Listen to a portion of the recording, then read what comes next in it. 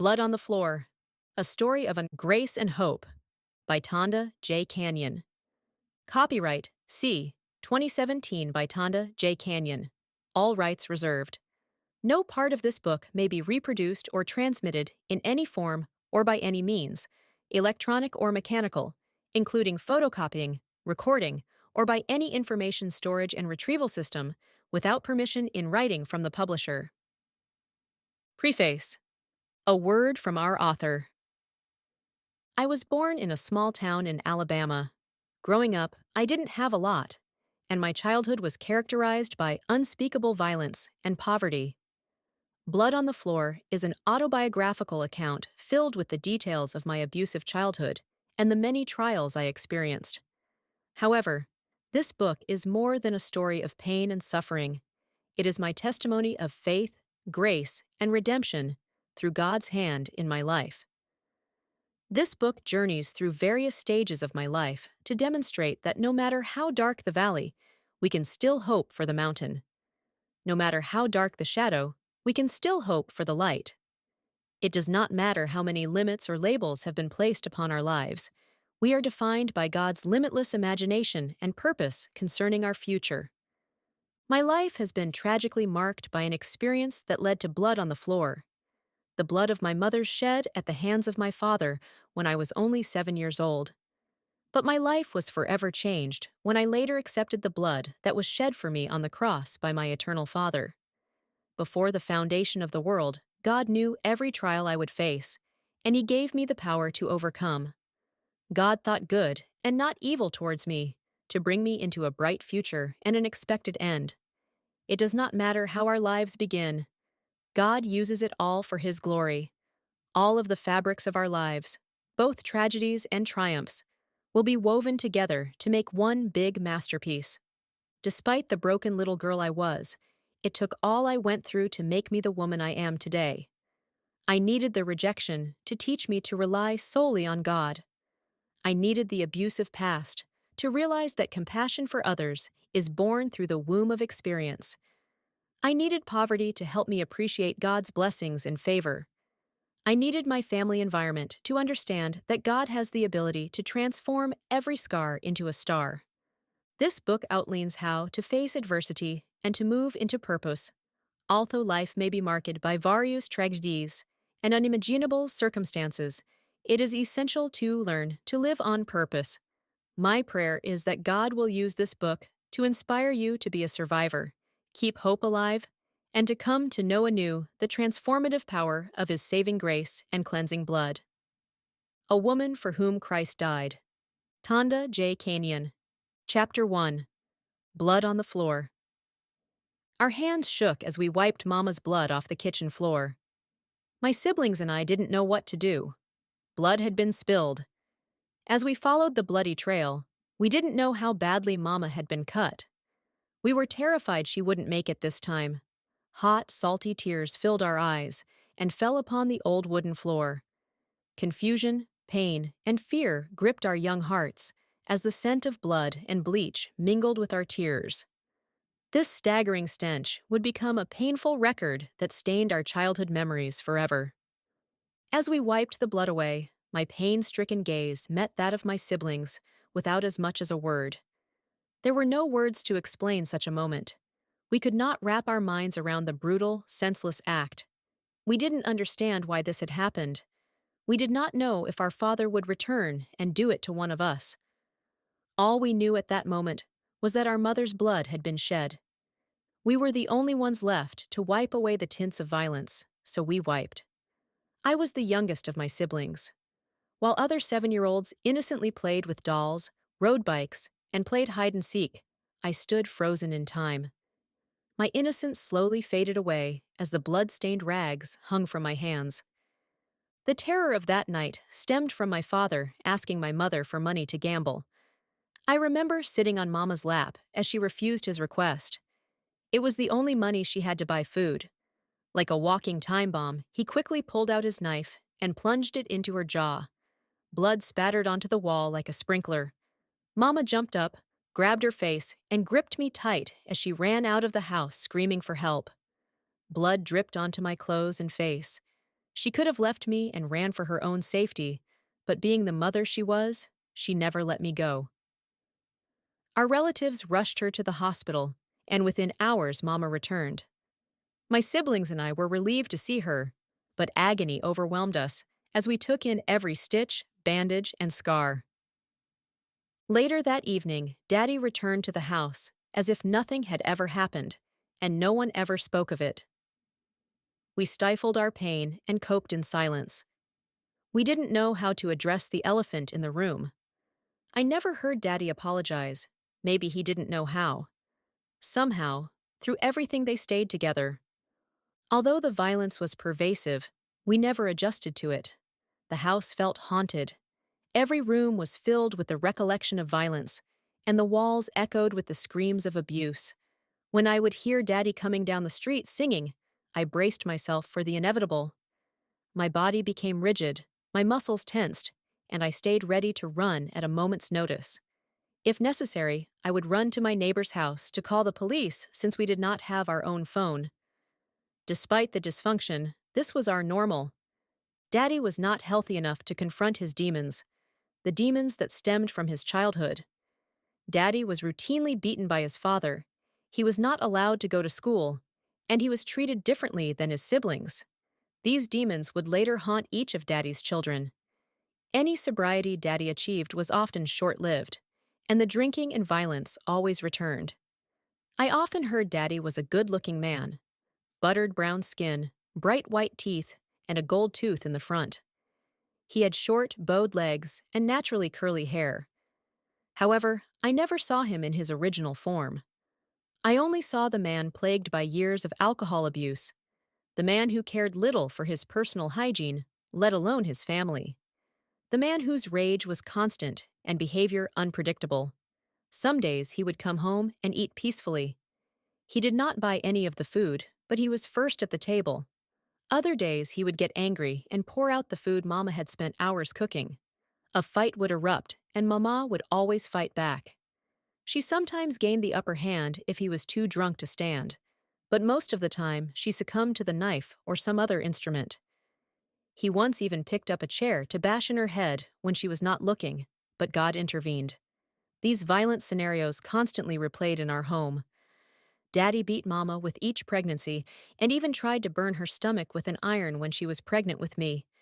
It's as though the enemy tried to destroy me in the womb. The details would change and the targets of the violence would be different, but one thing remained the same.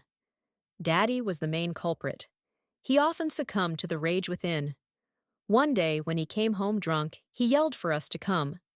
My sister Carolyn was the first to arrive at the door, and he swung a board with an old rusted nail in it and hit her in the eye. Blood was everywhere. Thankfully, she was not permanently blinded, but she was blind in that eye for a time. With Daddy, we were always on the lookout as to avoid his physical violence, as well as his scarring verbal and emotional assaults. I often begged Mama not to let Daddy come back home, but she always did. She would justify it, saying that she did not want us to be raised without a father. What she failed to realize was, we did not have him anyway. The alcohol did. He broke her will and killed her self-esteem, which is a common tactic of an abuser. I believe Daddy's goal may have been to make Mama feel less than human so that he could control her. As a result of the abuse, Mama often felt worthless. As I matured into a woman of God, I came to realize that Mama simply loved Daddy, and she was not emotionally healthy enough to realize she deserved better. She was doing her best at the time. I often thought Mama was mean and bitter, but I grew to understand that she was just a woman torn apart by abuse. A woman who had never known the touch of true love. Abuse ran throughout Mama's life. She was abused by her own mother as a child, and never experienced the luxury of true affection from the ones she loved. Since she had only known abuse, the abuse she experienced at the hands of my father was her normal. Despite the constant abuse, Mama never missed work. She had an impeccable work ethic. Whether sick, beaten, or bandaged from the night before, she went to work with the predictability of a clock. She worked the graveyard shift, 11 p.m. to 7 a.m., came home, cooked breakfast, washed clothes by hand, hung them on the line, cleaned her house, napped, and never allowed us to arrive home from school without a hot meal. Even when her hands were stitched and bandaged from the time Daddy cut both of them, she stirred pots to ensure we were fed. Her routine never ended. She would wake us up, go to town for groceries, and pay every bill on time. She did all of this alone with little or no help. Her emotional circuits were overloaded, but no one seemed to care. I truly believe the demand on her life was only fulfilled by the grace of God. It is no surprise that church was her only safe haven. I would hear her rattling pots, praying, and crying as she rose each morning to prepare our meals. She would play her church music and cry. Mama loved her church music. Although Mama didn't drink during the week, drinking became her escape when the weekend arrived. The few moments on the weekend gave her a break from what was to come. She never allowed us to see her drink. We just knew by her behavior that she had been drinking. The long, slumberous naps and confused mumbled words were giveaways. But through it all, she maintained our home and functioned as usual. One Saturday night, our lives changed. Mama didn't allow us to stay at other people's homes, but this night I worried her until she finally agreed. As I look back, I realized that God was protecting me from what might have turned out differently had I been home. I remember playing in the dark at my friend's house. Minutes later, we heard an ambulance, but we thought nothing of it as we were too busy playing. I then noticed Daddy walking up the dirt road. I asked him for a quarter, and he calmly told me, "No." I was not surprised because he never did anything for us anyway. I don't know why I even asked. He proceeded up the road and disappeared into the night. Minutes later, my oldest brother came running toward us. He was breathing hard, veins showed in his forehead, and his eyes were filled with rage. He was looking to get revenge for what Daddy had done. I knew something was terribly wrong, and I immediately bolted home. Mama was being rushed to the hospital, and this time it was worse. Daddy had almost killed her. According to my brother, Daddy was asleep, and Mama woke him up to cut wood. She didn't think my brother should be cutting wood while Daddy slept. Things escalated quickly. Daddy was so angry that she woke him until all he wanted to do was hurt her. Daddy told Mama he was having an affair with her best friend, the same best friend who often frequented Mama's home and ate at her table. He made sure to add salt to the wound when he belted out that the friend was a better sexual partner than Mama. We later discovered that Daddy had multiple affairs, which explained the days and nights he spent away from home. He also made sure Mama knew that he really wanted the other woman instead of Mama. He told her about the many women he had relations with, and that he would cheat again whenever he felt like it. His cheating was such a common occurrence. He even got another woman pregnant at the same time as Mama. When Mama was pregnant, he would parade other women in her face. There was nothing she could do. Once, as he made his bold declarations, Mama screamed from the hurt. Daddy continued the insults, yelling that she was ugly and had nothing to offer. Mama responded, and I am sure her tone was stern, reflecting her pain. Daddy did not like being told what to do or being spoken back to. He tried to cut her throat, but she managed to pull the only TV we had on him. He missed her throat, but he repeatedly stabbed her in the legs. He plunged the blade so deep it hit her bone. Blood was everywhere. As she screamed for help, my oldest brother ran in and wrestled Daddy to the floor. My brother then left to find the axe he had used to cut wood. He could not find the axe, and when he returned, Daddy was gone. If he had found that axe, only God knows what would have happened. Because of the extensive damage from the stabbing, Mama remained in the hospital for days.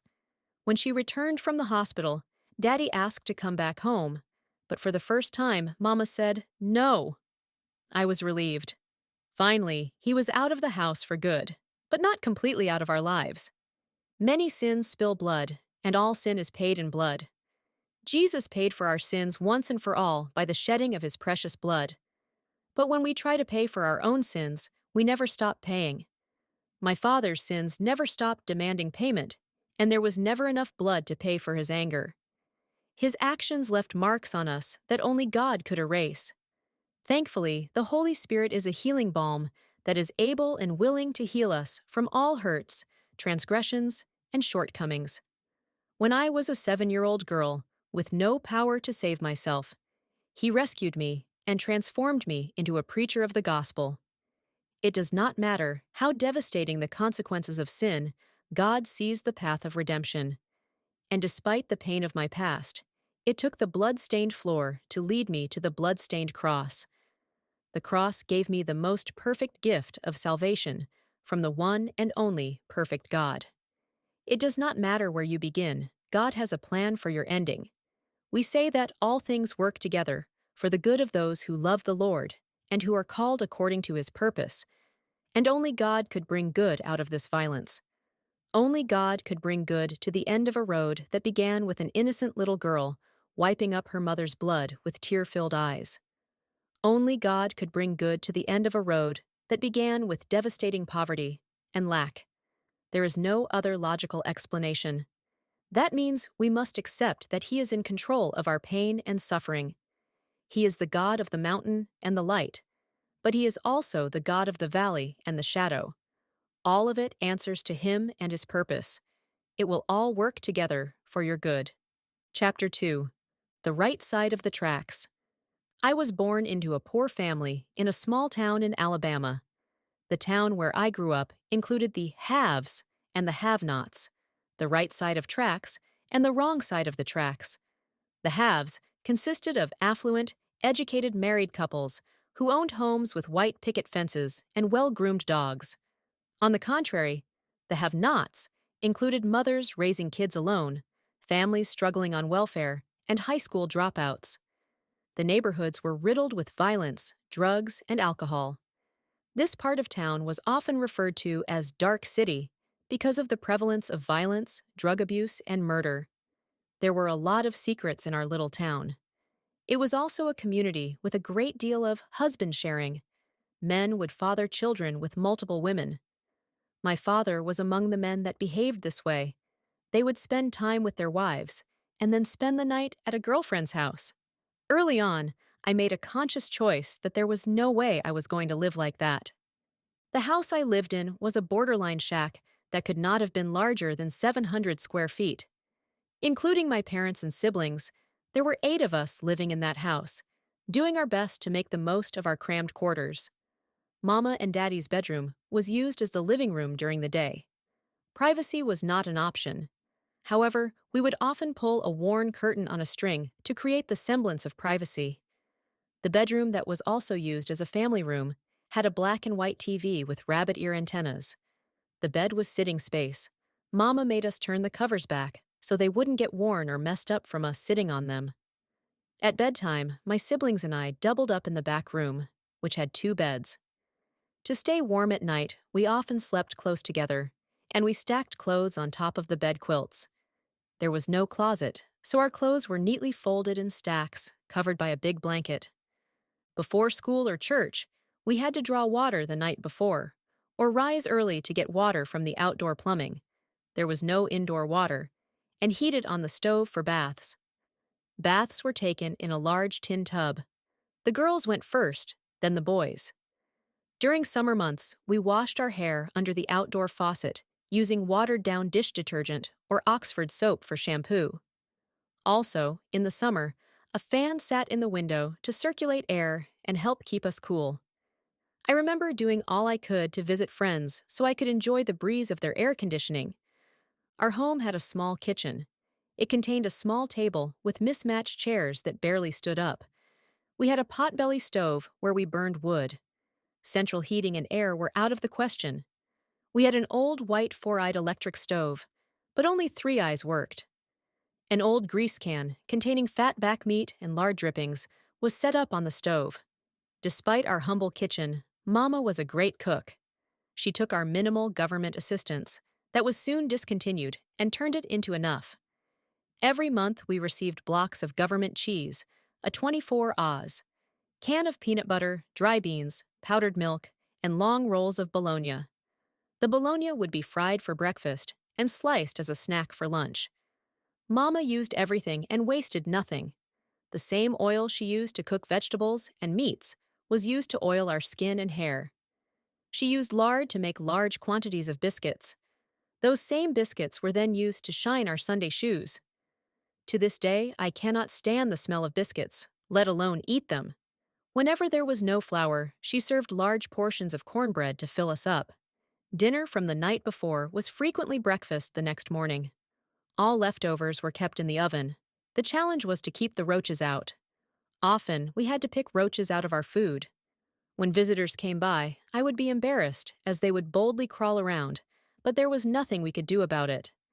At night, they would cover our tiny white stove like a blanket. They would overtake our rusted refrigerator. Many nights, I would stuff cotton in my ears to keep them from crawling in as I slept. I was humiliated at school when they crawled out of my book bag. Although we had roaches, Mama was extremely clean.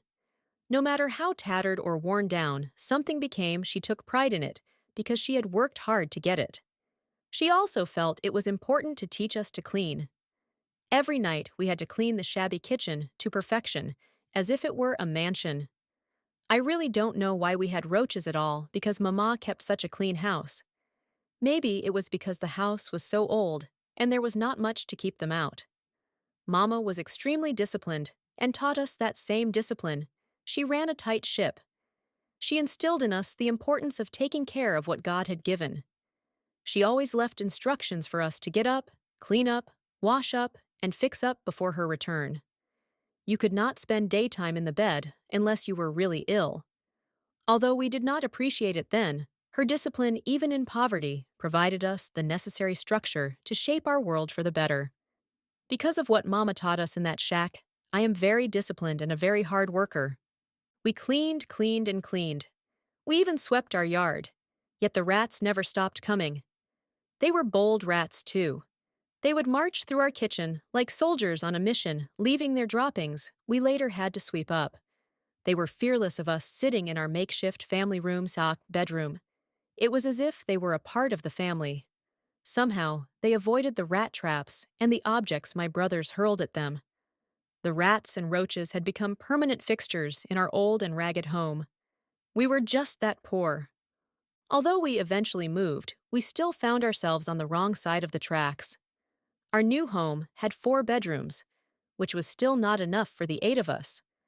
The holes in the roof were big enough to look through to see the night sky.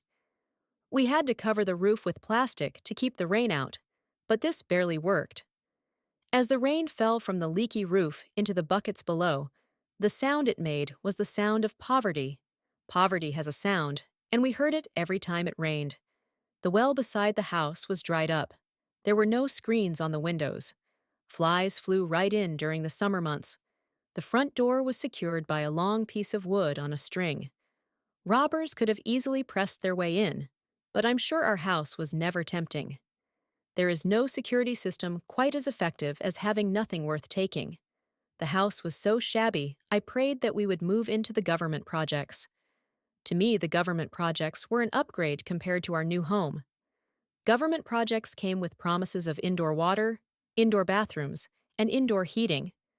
We had no indoor toilet, only a creepy outhouse that stood several feet away from the house. It was a large hole dug in the ground with a high seat built around it. The hole was full of maggots eating the filth. If nature called it night, we had a metal jar, a slop jar covered with paper, that sat in the corner of our bedroom. There were times at night when, as a little girl, it was so cold I didn't get up.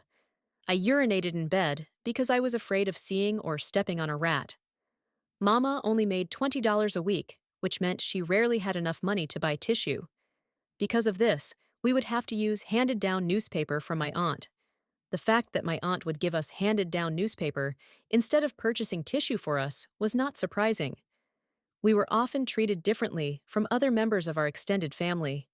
When you live in abject poverty, people treat you differently, even family members. Sometimes when you're poor, people treat you as though you are subhuman and don't deserve to be in their space. We received a lot of that kind of treatment. My fraternal grandmother would often purchase presents for the other grandkids, but somehow never had anything left over for my siblings and I, except used clothes, apples, oranges, or peppermint candy. Most children look forward to birthdays and holidays, but for us, they were a big disappointment. I never remember having a birthday cake or a party of any kind. No one said happy birthday other than Mama. Christmas was regularly disappointing as we huddled around a poor excuse for a tree, if we were even fortunate enough to have one at all. I don't know how Mama did it, but one Christmas we had a silver tree. Mama made sure that we went to sleep the night before to create the fantasy of Santa Claus coming. I could hear someone shouting, "Ho, ho, ho!" and I was certain my wish list would be filled, but every Christmas I would be heartbroken.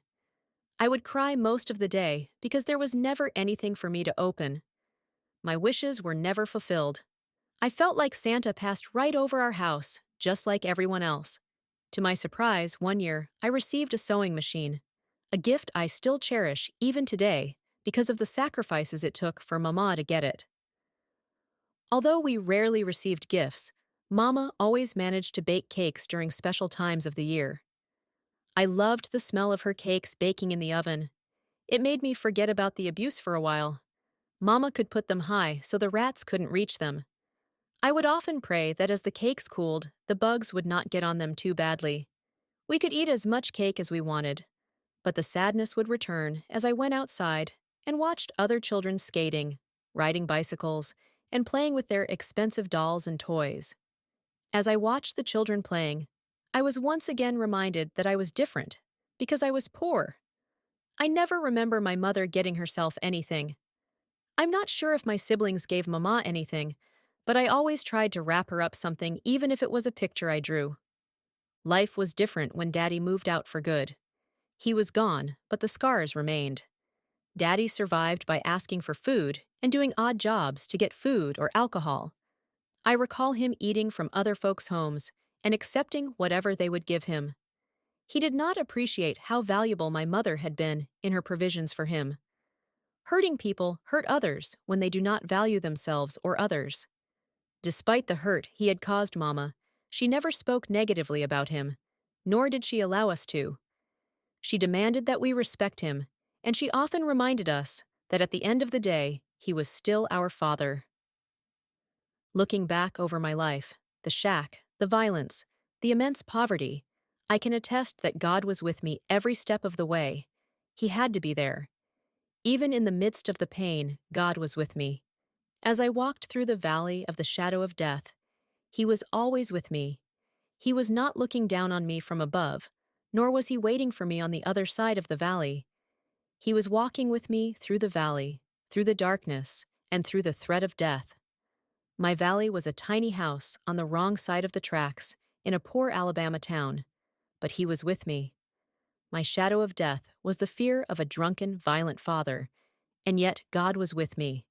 As a child, I felt alone, but His rod and His staff comforted me, and they can provide comfort to all who feel lost and alone. This does not mean that God's presence will eradicate your pain. In fact, it can be difficult to see the comfort or the justice of God's rod and staff when we are in the midst of despair. In my case, it was challenging to experience God's comfort and justice when I was a little girl praying to be rescued from the clutches of violence, poverty, and abuse. But the comfort of the rod and the staff is revealed in the knowledge that our shepherd is leading us even through the darkness. When we are in the valley, we can hope for the mountain. When we are in pain, we can trust and hope in God's healing power and timing. When we are in the darkness, we can hope for the light. And even if society tells us we are from the wrong side of the tracks, God sees a land of promise, and He is able to transform our story so that we always dwell on the right side of the tracks. Chapter 3. Light in Darkness. Darkness filled our house. It felt haunted and evil. Even in the best moments, despair hung like a cloud in each room. It followed my father around with his every step, and we were caught up in the storms of his dangerous weather. Looking back, I understand that I was desperately searching for love, peace, and security. Church and school met that need. They became my bright lights. I depended on church and school as an escape from the pain and violence in my life. As a child, I took advantage of every opportunity to escape my house and its gloomy destruction. As I stated earlier, my common escapes were church, school, or working at my aunt's house. Church was exciting for me as a child. Even before I accepted Christ as my Savior, the four walls of the church and the mercy of the people were my sanctuary and safety. I realize now that I was seeking an earthly, temporary peace before I knew God was the Prince of heavenly, everlasting peace. I especially enjoyed Vacation Bible School, VBS. There were always cookies and Kool-Aid, and when I accomplished VBS perfect attendance, I was rewarded with a trip. I began to experience places and things I would have never been exposed to otherwise. Growing up, I possessed a thirst for learning and achieving. That was something that neither poverty nor violence could take from me. Every Easter, my aunt would channel this by giving me the longest speech to recite. While other kids struggled to memorize their few lines, I thrived on the challenge of bellowing out the longest speeches. The congregation would erupt in applause, and I was thrilled. They liked me. It didn't matter that I was poor or that my father was a town alcoholic. They liked me, and I liked how that made me feel. What I understand now is that God was preparing me even then to stand before people. He was grooming me to preach His gospel. Many older women in the church also took me under their wings as if I were their own. They nicknamed me 49 because they said I was beyond my years. I would hold conversations with them as if I were their age. They planted seeds into soil of my heart, regularly affirmed me, and told me they saw great things for me. They had Bible studies in their homes every Friday, and I was always there. Similarly, school was pivotal in my life. I excelled in school because it provided me with the affection and positive attention I craved. It also represented achievements that were all mine. No one could take those things from me, and I was proud of that. In preschool, I attended the only Head Start program in our area at the time, and I never missed a day. I especially remember the field trips, which exposed me to new places. Despite these opportunities, I often struggled with shame and resentment. I was one of the only children who carried a brown, greasy paper bag lunch on field trips. The other kids had nice lunch boxes with sweet treats, and all I had was the brown bag. Even my lunch bag screamed poverty. I did not understand why my siblings and I had to be different and live differently from the other kids. I often wondered, what was wrong with us? What did we do wrong? Why don't God and people like us? School was also a time when I came into my own socially. I would talk to anyone who would listen. Also, somehow in every situation, I ended up in leadership roles. I joined every extracurricular activity that I could and found a way to get there. When I wanted to do something, I found a way, I made it happen. God was teaching me a no-excuse policy even then. Teachers gravitated toward me. I assumed they knew I was a child in need of love. I found favor with one teacher in particular who was labeled the meanest teacher in the school. He told me that he saw something great in me, and for some reason, I believed him. Despite his reputation, I could not wait to go to his class. I worked hard to honor his words. I had to live up to what he said about me. He constantly built me up. His affirmation pushed me to prove him right. Overall, my teachers were angels doing God's work every day. They gave me responsibilities that fostered my character, skills, and self-confidence. However, it was also in school that I demonstrated the depth to which my father, anger and violence, had touched the inner child. I became a link in this chain of anger. He had passed his anger onto me and my siblings. Anger spreads like an infection, and violence is often its mode of transmission. At the time, I did not know my father was transferring a generational curse, one he had inherited from his father. I too was angry, and I carried that anger with me, beginning in preschool. In preschool, I had my first fight.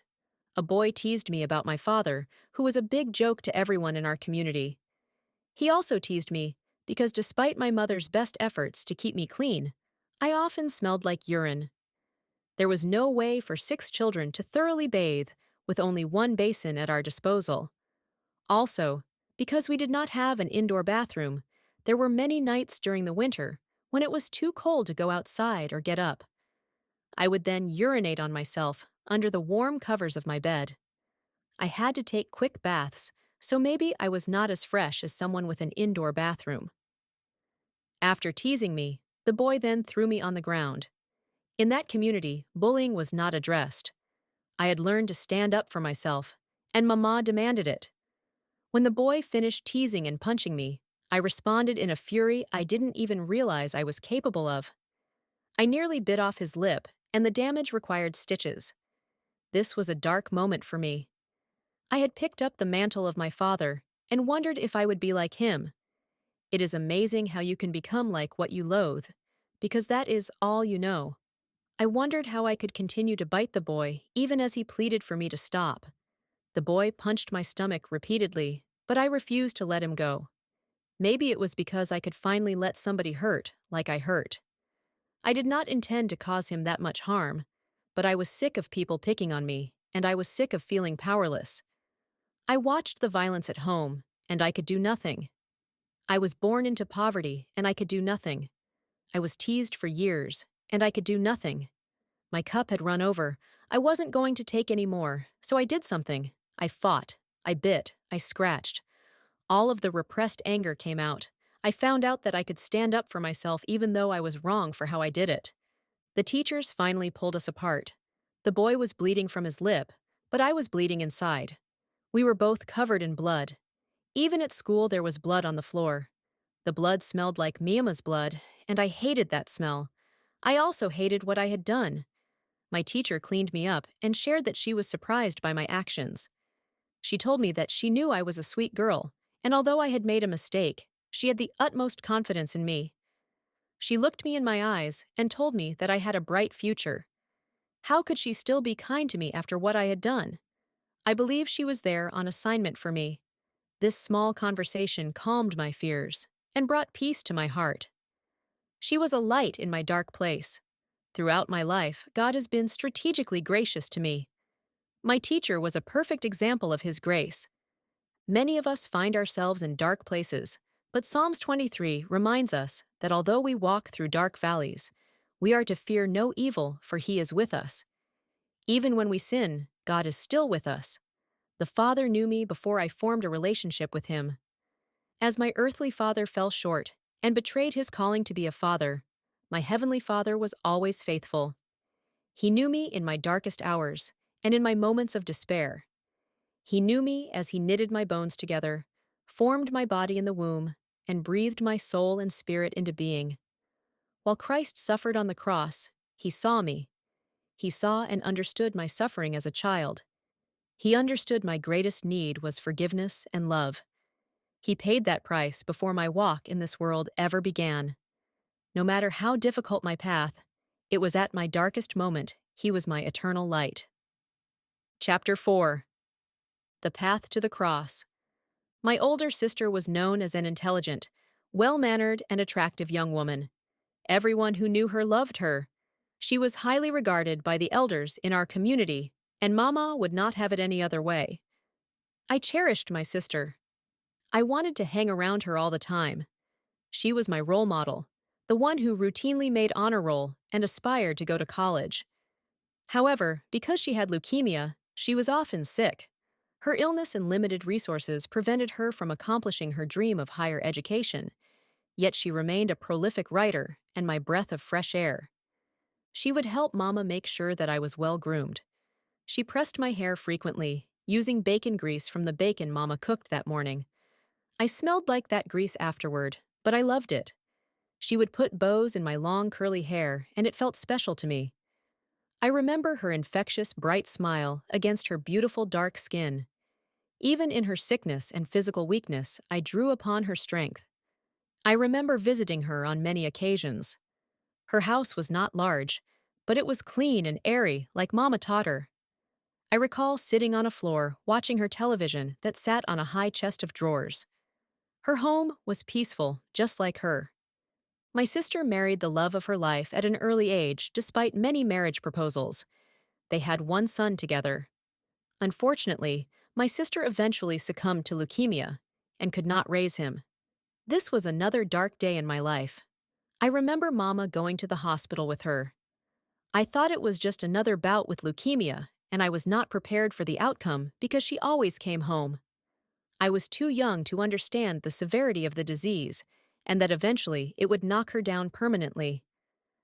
There was no warning, and I was completely unprepared. Mama came home in tears and fell to the ground in despair. It took several people to lift her off the ground. Mama's grief was all-consuming, and she screamed a terrible gut-wrenching scream. This scream came from a deep place deep within. It was the most agonizing scream I had ever heard. Although Mama had an ear-piercing scream when Daddy abused her, she had never screamed like this before. When Carolyn passed, I felt envious of my brothers and sisters for having had so much more time with her. Carolyn was the oldest, and I was the youngest. By the time I came along, I had missed so much of what it meant to know her. Since she wanted to go to college but never made it, I made this my mission. The community rallied around us when she passed. They brought so much food we could almost literally open a store. Sodas were piled high, and food had to be given away to prevent it from spoiling. And for once, toiletries were not an issue. Can you imagine being so poor you want to throw a party because you have tissue?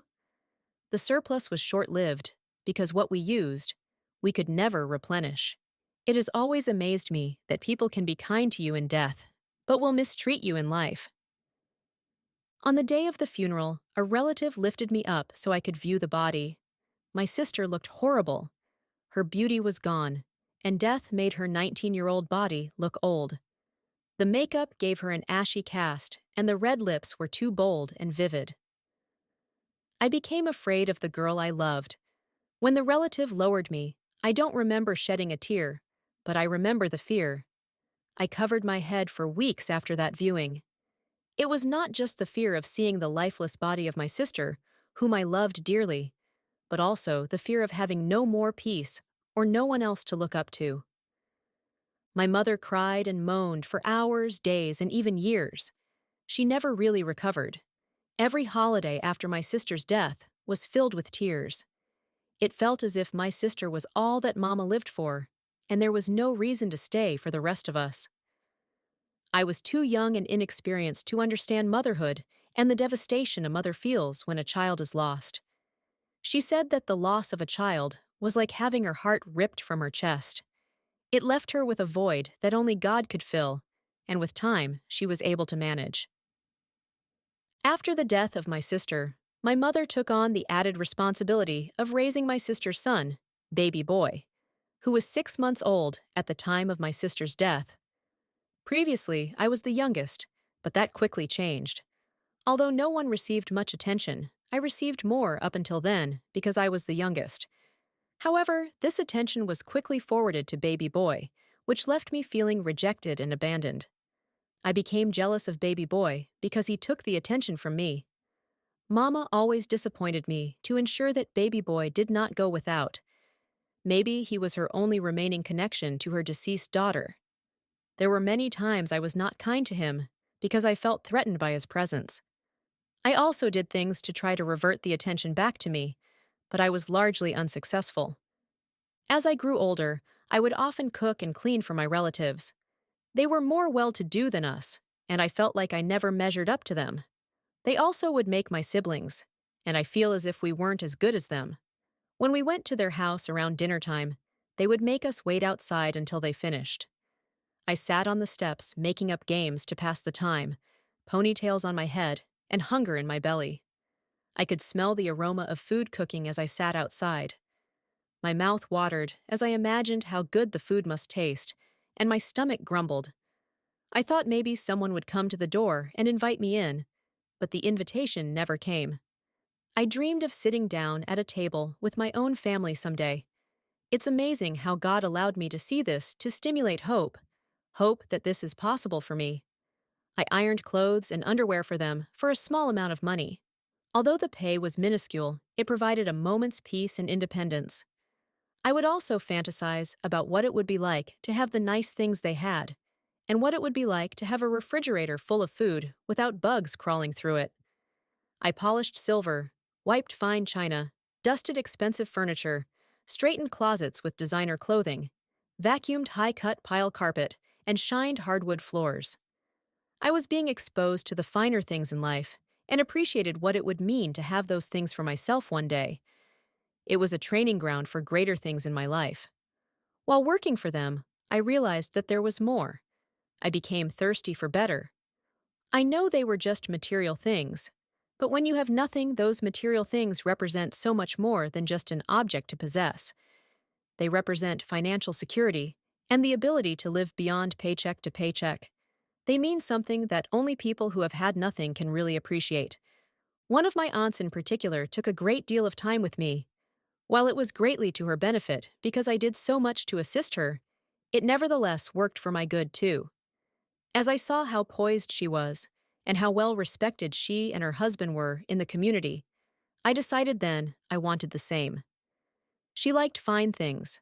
She was prim and proper. Every Thursday, after working in the factory, she would come home, take a bath, get dressed, get made up, and drive into town to go grocery shopping.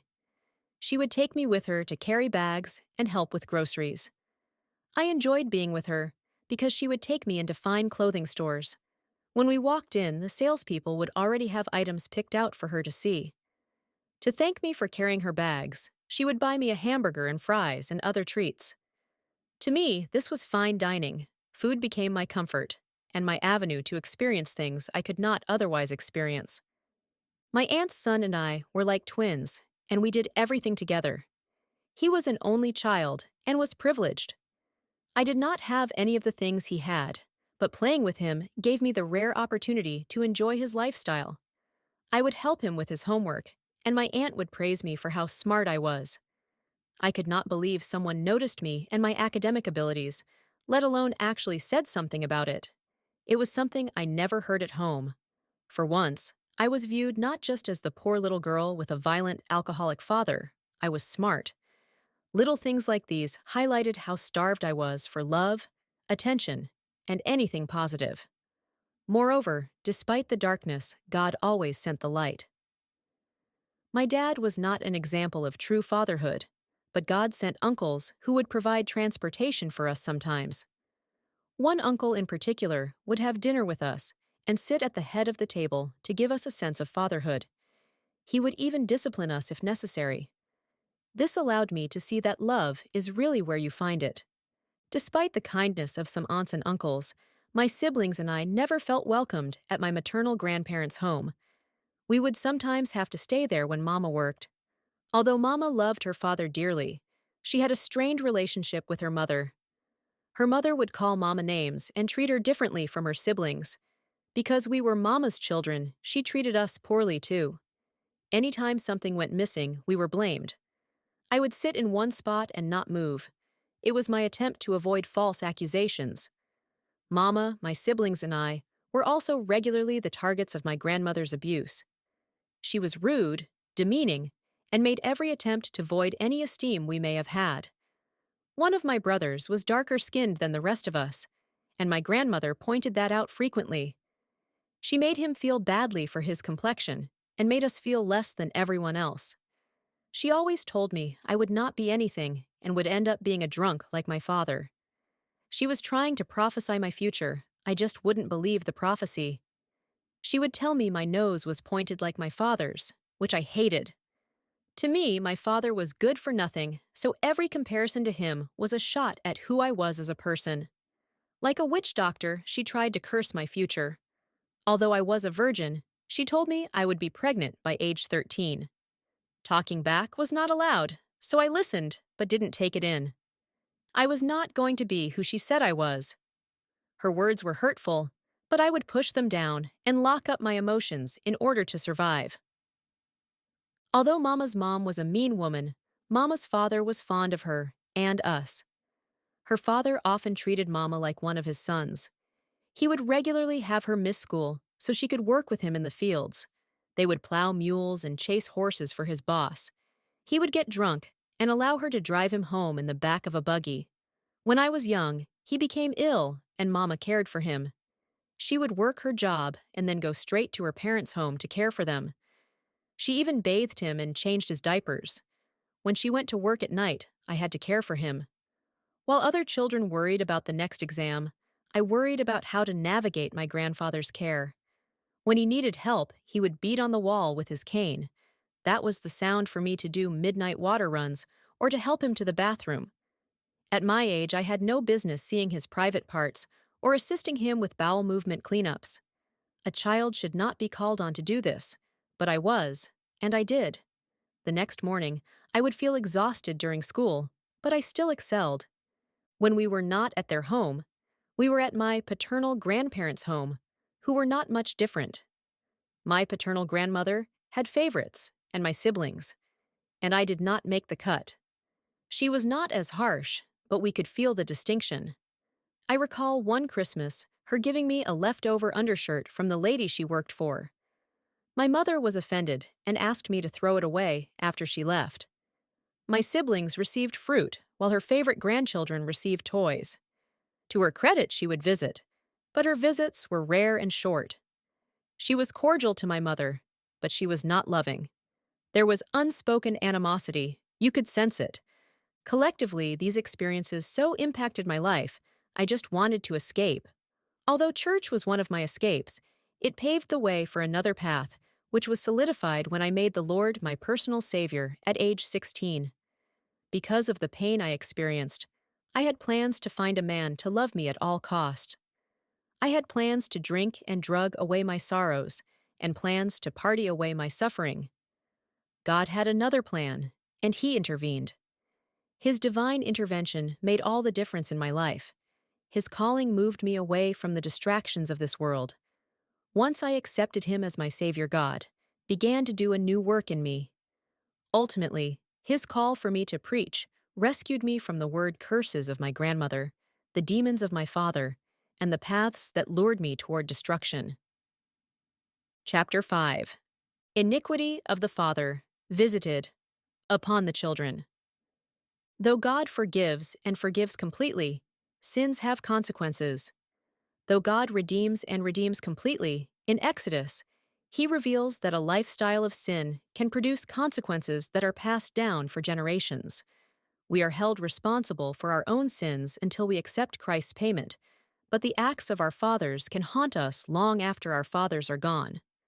Fortunately, God can break a generational curse. When we accept Christ, we must allow the Holy Spirit to work on our hearts. Galatians 5:16 states that we must walk by the Spirit so that we will not gratify the flesh. Our minds have to be transformed, and it takes time to eliminate the old natural inclinations. Alcoholism, violence, abuse, and poverty are all curses that can travel through generations. Although the impact of my father's rage and drinking had a different impact on all of us, it impacted us nonetheless. Whether we took one drink or made one violent attack, his sins changed the course of our lives. In some way, shape, or form, we modeled what we heard and saw. Although none of us desired to be like our father, we carried the stain of abuse with us into our own families. Some of us chose the path of destruction, while others chose the path of redemption. But we were all afflicted by my father's demons in unique ways. When my oldest sister married, Mama did not like her choice for a husband. My sister felt like she was marrying the love of her life, so she married him anyway. In retrospect, I think Mama saw the kind of man he was. He seemed to love my sister, but like Daddy, he too struggled with alcohol. I don't know if he abused my sister, but I do know she spent many nights crying from the pain he caused. When my sister passed away, her husband abandoned their son, baby boy. Mama would have to chase him down to help buy milk or diapers. Child support never came, and he repeatedly failed to show up during holidays or birthdays. My second oldest sister, who was known for her beautiful hair, pretty dimples, daddy's eyes, and quick temper, eloped. 3 weeks later, she announced her marriage to the family. Once married, she promised never to return home. Due to the age difference, I didn't know her well, but I knew she was angry, and she had a right to be.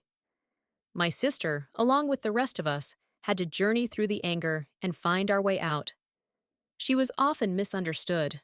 Emotionally, she could go from 0 to 100 in a matter of seconds. No matter how hard she tried to get away from her past, the voices of anger lingered in her heart.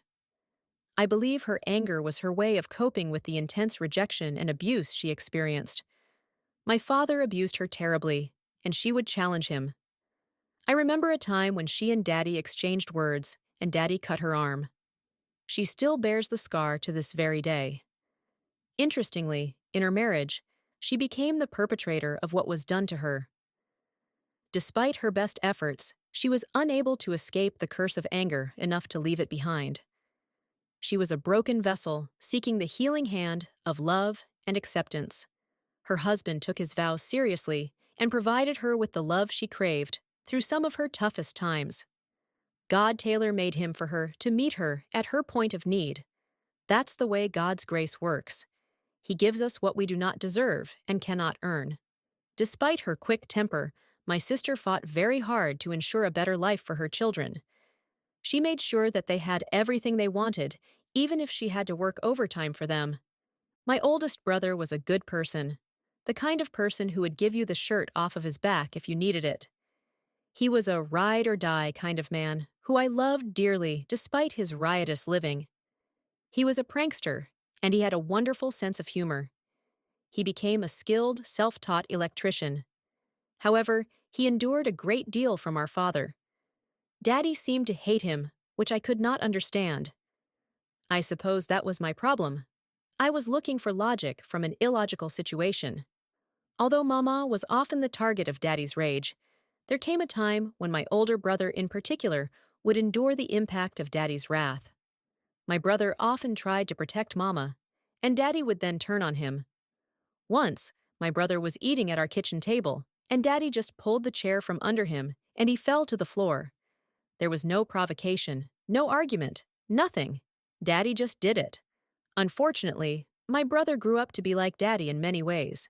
He became a drinker, and during his drunkenness, he would beat his wife senselessly. Her eyes and lips would be swollen, her arms and legs would be bruised. When I visited him, it was like witnessing Daddy all over again. He repeated what was normal to him. He became Daddy. He would even turn his wrath on me. No one was off limits. Despite the fact that he had spent years trying to stop Daddy from hurting Mama, he had become exactly like the man he hated. I think he was trying to find his way as well as cover the hurt of knowing he was hated by the father whose name he bore. My brother was wild, reckless, and he feared nothing. He loved riding horses and motorcycles, and he once had a near-fatal accident on his bike. But once he recovered, he was on it again. He lived like he didn't fear dying. He stayed in and out of trouble, and jail became his second home.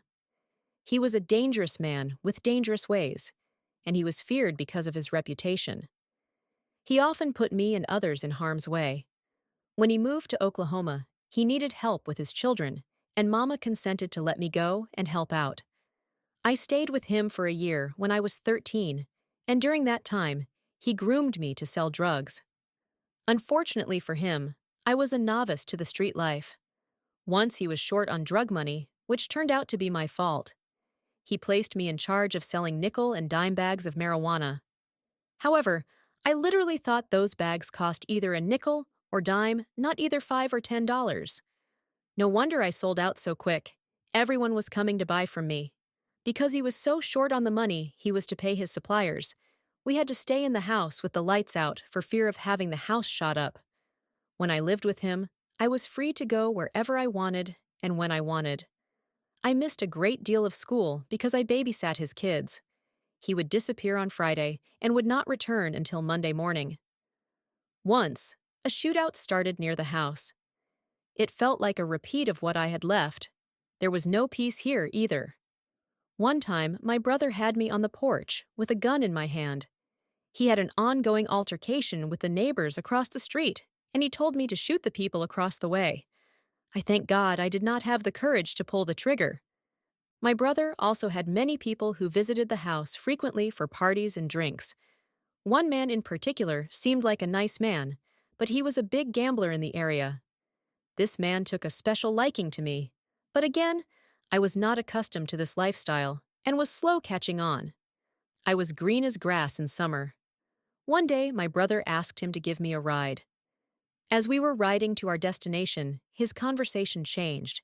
He began to proposition me, and offered me large sums of money in exchange for sexual favors. At that moment, I felt helpless and terrified because I was alone with a man who I thought was like a brother, but who had different intentions. When he noticed my terrified expression, he backed off as if someone stopped him. He then said that he knew I was different and let me out of the car unscathed. Again, I know now that this was God's grace in action. I remember one time my brother left Oklahoma and drove home to Alabama for a spontaneous visit. It was as if he knew this would be his last visit home. During this trip, I recall telling him to make sure he knew Christ. As he left Mama's house, he turned to us as we congregated on my mother's front porch and said jokingly, "Y'all act as though you are at a funeral." 5 days later, he was stabbed to death and left to die in the streets. He was only 28 years old. Like she did when my sister passed, Mama screamed to the top of her lungs upon hearing the news about my brother. No mother wants to outlive her children. Mama had to identify his body. She was the first one to witness him enter this world, and now she was the first one to see his lifeless body lying on that bloody slab. Not only did Mama have to cope with the devastation of losing another child, but she also had to deal with the embarrassment of having very little insurance money to bury him. When my brother died, Daddy was in the hospital. One of my relatives and I went to the hospital to tell Daddy the news. We were distraught and in tears, but when Daddy heard the news, he simply replied, "Oh yeah." He expressed no emotion and shed no tears. Rather, he was cold and aloof. It was as though he had no heart and did not care. Maybe that was the only way he knew how to deal with the pain. At least, that's what I would like to think. The next in line was my second oldest brother. He and I looked just like Daddy. However, unlike most of my other siblings, he was fond of Daddy. To him, Daddy could do no wrong, and he defended Daddy regardless of what he did. Like my oldest brother, he too was extremely comical and devilish. I remember when we worked for our aunts and uncles, he would sneak into their house, take the keys, and drive their nice cars around while they attended church. Given that we weren't getting paid much for working for our aunts and uncles, he figured they owed him. He later joined the military in order to escape home, and later became a professional plumber. Everyone in the family tended to be hard workers, even in the midst of making poor choices. Although many of us had inherited Daddy's demons, we had also inherited Mama's work ethic. Similar to my oldest brother, he got into trouble and sold drugs. Jail seemed to be his second home as well. Mama cried when she would have to scramble to bond him out. When he married, he and his wife both lived on the wild side, and he perpetuated the violence from our father onto her.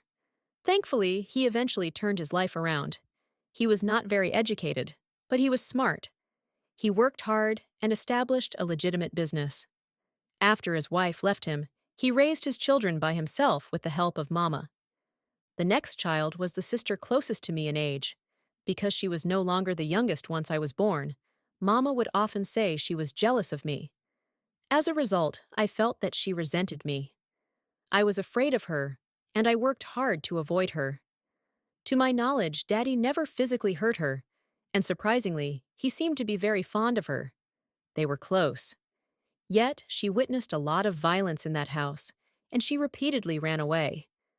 She did not further her education, but she worked hard to support herself and her family. The generational demon of alcohol was passed down to her at a young age, but she finally won the fight against alcoholism. Although she was not a perpetrator of violence, she was often its victim. She endured many busted lips and swollen eyes. Before she won the battle against alcoholism, she would get drunk and wander off for days at a time. She would not remember where she was or how she got there. One night in particular, she drove to a small town many miles from her home and parked her car on the side of an old country store and passed out. A truck driver who was completing a night delivery found her, got a number out of her purse, and called my husband and me. My husband drove to get her and brought her back to our home. I bathed her, and she slept for days at our home. When she awoke, I didn't say a word. I just loved on her and fed her. Eventually, she gave her life to the Lord. I dealt with the pain of my childhood in various ways. I started to hang out with the wrong crowd. These were girls whose mothers gave them a lot of freedom. One particular girl's house was the hangout. It was there I experimented with drinking, smoking cigarettes, and marijuana. If one person smoked, everyone got a puff. If one person drank, everyone got a sip. This felt like the family I never had. Although I was not promiscuous, I so badly wanted to fit in. I used a clothespin to pinch my neck. The mark looked like a hickey, and when the girls saw it, they thought I was one of them. I was not the kind of girl to throw myself at the boys because I feared rejection, but I longed to be noticed. I wanted to go steady and was willing to compromise in order to find what I thought was love, but it never worked out that way. The most that happened was, I was able to land a sloppy kiss every now and then. I racked my brain to figure out what was wrong with me. Although I viewed this as a rejection, God was hiding me to protect me from myself. Had He not covered me, I could have very well become another teen pregnancy statistic, which would not have been in the best interest of anyone. Mama could not afford another mouth to feed, and I could not love a child when I did not love myself. Although things never quite worked out with the boys I frequently partied. I started sneaking out to go to the clubs, but would get home in enough time to keep from being discovered by Mama. I would also host parties when Mama was at work, and the next day go to school with no sleep. The party life started to feel good. I was ignorant of Satan's devices. I did not know he lures us into sin by tempting us based on our needs. He knew my need for family, connection, and affection, and he made sure I received this, even if from the wrong crowd. He wanted to ensure I continued the pattern and lived out the generational curse passed down by my father. But God had another plan for my life. My siblings and I sincerely prayed that the cycles of generational violence would be broken. We hoped the little bit of grace we were able to show our children would make a difference for the next generation. None of us wanted anger to impact our seed. In order to be free from the sins and curses of our forefathers, we must do more than declare our freedom. We must access the supernatural principles of forgiveness, redemption, and grace, found in Christ Jesus, who alone has the power to change the course of our lives. In our fallen humanity, our best efforts fall short, but Christ makes the difference. It is through being regenerated in Christ that we break free from the bondage of generational curses and begin to walk in the newness of life. Even after knowing Christ, you have to address the hurts and overcome the curses introduced by previous generations. We must look to God in how we treat others, and especially in how we treat our families. Chapter 6. Journey to Freedom. Growing up, I not only had to deal with the violence of my father, the rejection of my extended family members, and the vast poverty of my environment, but also, I had to endure being inappropriately touched by family members. Some of my older cousins were handsy with me, but I never told. It felt wrong and dirty. It was another violation in a life that already felt out of control and directionless. I later found out I had an uncle who had inappropriately touched almost all of the women in my family. Thankfully, he never attempted to touch me, despite the many times I was in his presence. His lust had no limits. One aunt in particular told me how he would come to her home when her husband was not there. She would lock the door and put a chair behind it. He would then go to the windows and bang on them like a dog in heat trying to get after her. There were others who succumbed to his advances for hush money and gifts. Because he was a deacon and a prominent member in the community, no one ever challenged him. I don't know why he never attempted to violate me, but I am grateful. It was another moment of God's ever-abiding grace in my life. All of these experiences introduced the bondages of low self-esteem into my life. Even though I participated in beauty pageants, homecoming courts, honor roll, and student body government, none of these increased my self-worth. I battled so intensely with feelings of rejection, I tried to overachieve to feel accepted. Despite the accolades, no one seemed to notice. I recalled telling Mama I made honor roll, and she simply muttered, "That's good," and kept on with her daily chores. Maybe she was too tired to care, but it hurt. I did everything I could to get her attention. Once I even bloodied my nose to see if she would care. She stopped long enough to end the bleeding, but then she was right back to work. I longed for her to hold me, or to even pretend like she cared.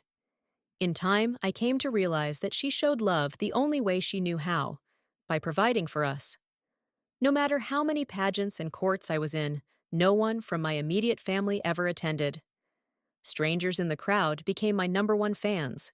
Even for my graduation, only a few family members showed up. I was told my father sobered up long enough to walk to my graduation, but by the time he arrived, it was over. Like much of his life, he was always a day late and a dollar short. My low self-esteem and low self-confidence soon snowballed into depression by the time I was a teenager. I was chained by the pervasive feelings that I was invisible and unlovable. I never smiled, and I kept to myself. The pain was unbearable. I constantly searched for something to quiet the noise of my suffering. Although I visited church regularly, I constantly seemed to be running away from something rather than running toward the Lord and His salvation. Yes, I regularly attended church, but my first real encounter with the Lord occurred at age 13 during the year I spent with my brother and his family in Oklahoma. During that time, I was mentored by a female pastor in the neighborhood. She took a liking to me, and by the grace of God, she recognized I was different. She took me to church and looked after me spiritually. I was baptized under her leadership and really met the Lord in a different way because of her. Even there, God was still with me and changing me. Then, on January 10th, 1981, at the young age of 16, I met the Lord like never before. It all started with a friend who invited me to church. When I asked her if she was a Christian, she replied yes, with such enthusiasm. I was intrigued to learn more. With that single yes, she had expressed more joy and commitment than I had ever witnessed. I had to experience the source of her excitement. Her church was a storefront Pentecostal-style church. Everyone in the community, including myself, made fun of it because of the whooping and hollering. We could hear them from miles away. When I entered that church, the glory of God came over me in a real way. I felt His grace, and I knew Him as He knew me. The scales fell from my eyes, and I realized everything my heart desired could only be found in Him. The shackles of sin, depression, self-loathing, and pain released me. I experienced a freedom I never had and was not willing to ever lose. I was truly free for the very first time in my entire life. A layer had been peeled away, and I was a new creation in Him. I took my newfound relationship with Christ seriously. I was willing to make whatever sacrifices were necessary to follow Him. Prior to my conversion encounter, I had begun to date a high school athlete. He was a popular boy, and we were planning to experiment with each other. But once my life was changed, I gave him back his jersey, trophies, class ring, and sports items he allowed me to keep and wear. I let him know that my life was now on a different course. I became quite radical in my devotion to the Lord. While other teens took smoking breaks, I hosted Bible studies. While other girls went to prom with glammed-up makeup, I went bare-faced. Although many of the teachings may have been in error, I did not care. All I knew was I had been blind, but now I had sight. I totally isolated myself from anything and anybody that threatened my newfound freedom in Christ. I did whatever it took to guard what I had just experienced. That Redemption Church had a female pastor and a blind man that also preached and ministered there. The church adhered to the standards of strict, old-time holiness. I went to every service and found myself at church almost 7 days a week. I couldn't wait for the van to pick me up, and I would often be ready several hours early as the anticipation of the presence of God overtook me. I would fast and pray, living only on bread and water for days at a time in order to seek the Lord's will.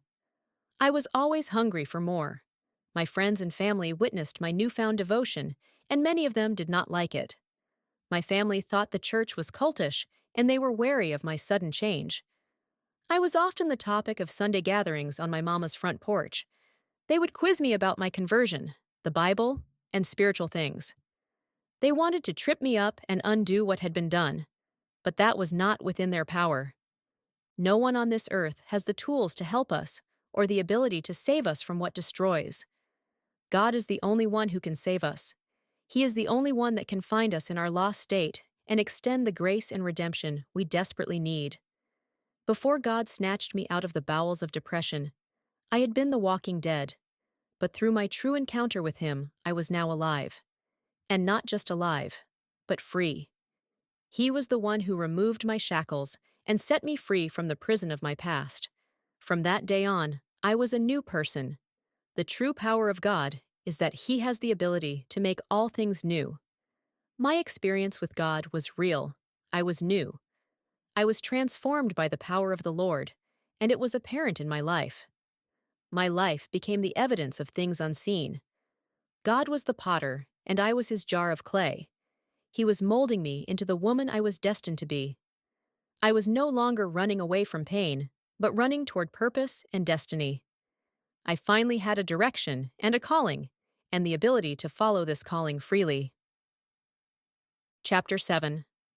The Call. As a child, I used to visit my aunt in Atlanta, Georgia, and when I first saw the lights of the city, I knew there was more than the dark, gloomy Alabama town where I grew up. Thus, it was no surprise when I turned 18, I packed my bags and headed toward Atlanta. I went to Clark Atlanta University with nothing but faith. The day Mama dropped me off, she cried like a baby, as if she were losing me forever. As she departed, she told me to become successful or return home. But for me, returning home was not an option. College was an exciting time. Similar to my previous educational experiences, I was elevated into leadership roles. I was elected to the dormitory senate by students who did not really know me at all. I was chosen to speak at several well-known historic churches in Atlanta as a representative of the college. I hosted Bible studies on campus and found myself ministering to students from all walks of life. At one Bible study, I met a girlfriend who eventually became like a sister to me. She was protective of me, and she loved the Lord just like I did. Our work together evolved into prayer meetings and revivals on campus. Despite these exciting opportunities, college was also a difficult time for various reasons. First, my roommate and I did not get along. She would bring boys to the room, and she did not like my radical stance on holiness. Things became so tense between us, we eventually petitioned to be in different rooms. Interestingly, over time, she softened and would ultimately seek my guidance and request prayer. She even converted, and we remain friends to this day. Second, things were tough financially. Although I was driven and determined to succeed, it became harder and harder to afford the tuition. Mama gave me $20 a month toward expenses, and I tried my best to make every bit of it stretch for the month. Mama was classy and discreet, and she never brought men into our house. However, later I found out it was her newfound love who made sure I received the $20 faithfully. Even after receiving multiple scholarships, I ultimately had to transfer to Georgia State University, and this was a tough decision. Here again, I had to modify my dreams and aspirations because of money. It was always about money. Ever since I was a child, money was the pervasive barrier to my success. I had repeatedly proven to myself and others that I had the intelligence, ethic, and perseverance to succeed, but I felt like my life's trajectory was being determined by how much money I had, or didn't have, in the bank. While at Georgia State, I was a full-time student, and I worked 2 jobs to pay my way. Georgia State was a commuter school, so I moved in with my aunt and her husband. I did my best to pay them rent. If I made $50 in a week, I paid them $25 in rent. Although I loved being in Atlanta, I abhorred staying with them. The neighborhood was full of people on drugs and drug dealers. I thought I left that nonsense behind when I moved to Atlanta. Also, when I was home, any move I made upset my uncle. He was an unpleasant man, always on edge with everyone and everything. Once I had a friend from school, who happened to be white, come to the house to study for a final. When my uncle came home, he yelled, "Who is this white person in my house?" and made my friend leave. I was mortified. I tried to stay away from the house, so I even adjusted my schedule so I would be gone most of the day. However, it was exhausting to maintain a schedule that required me to be away from home for hours on end. Also, I walked miles in the snow and rain, loaded down with my book bag. My uncle had a new car, but he never offered me a ride. I remembered the times Mama walked miles to work, in all kinds of weather, pulling me behind her in a wagon. If she could do it, so could I. Although my aunt's and uncle's home in Atlanta was much nicer than the home I grew up in Alabama, it was just as emotionally cold as that old Alabama shack. When I lived in Atlanta, I attended a church that was founded by a blind pastor, his wife, and his mother, who were all from my hometown. The church was in a drug-infested community. God truly has a sense of humor. He called me out of a drug-infested neighborhood in Alabama just to plant me back into that kind of neighborhood in Atlanta. I did not have a car, but I never missed a service. I caught public transportation 2 hours one way. I fasted and prayed at the church a lot. The church was set up so I could stay there, and I would often be there over the weekend. The pastor and his mother played the guitars while I led praise and worship. His mother was an influential woman in my life. She taught me the power of prayer, informed me about the importance of spiritual gifts, and harnessed my personal talents and gifting. Similarly, my pastor and his wife believed in me and developed me as a young Christian. Through my pastor's correction and guidance, the call on my life was cultivated. Sometimes I felt he was too hard on me, but I later learned that God sent him to sharpen my skills and push me to excellence. There was an older lady in the church who waited for me every Wednesday as though I was a child getting off the school bus. She would prepare cornflakes for me, which are my favorite. She shared deep secrets with me, like how her husband cheated on her and beat her until she finally bludgeoned him to death with a frying pan. She told me that blood was all over the floor. It took me back to the blood on the floor in my old house. We would both cry and rejoice about the change Jesus had made in our abusive lives. She suddenly died, leaving me yet again, with a void in my heart. I preached my first revival at that church, at 18 to a congregation of 10 people, 9 of whom were drunk. The pastor, his wife, and the pastor's mother and I were some of the only sober people there. But I preached until every person in that room sobered up. Many people dedicated their lives to Christ through my preaching. Although my assignment was to minister to others, God used that revival to minister to me. It was a reminder that God will often send us back to the place of our pain to bring about true and lasting healing. This revival opened the door for me to speak at different churches across the region. Before I knew it, I was regularly preaching and teaching the Word of God. When the pastor could not make his way to church, I would stand in the gap and preach in his place. I was always prepared and well studied as to not fail God or my pastor. This was a high honor of trust for him to allow me to pastor the flock of God in his stead, and I took it seriously. My ministry was not confined to the pulpit. I had a heart for people, and I did whatever I could to be a blessing. I served on the trustee board. I was the youth president, and I led the witnessing team. There were masses of hurting people in need of grace and redemption, and I was willing to do all I could to share the gospel with them. I had the capacity to reach them because I knew what it meant to be lost and hopeless. Not only did I love the people, but they also loved me back. The congregation was excited to see me coming each week. One of the reasons I also think they enjoyed me was because I was different. I did not fit the typical mold. I didn't let being a minister stop me from being fashionable. Although our church did not allow makeup, I found a way to make it work. My clothing was unique and creative. Many of the young people followed my example. To me, it was the acceptance that I never had. All in all, ministering to God's people was my heart's desire. But it was not easy. My mother threatened to disown me if I became a preacher.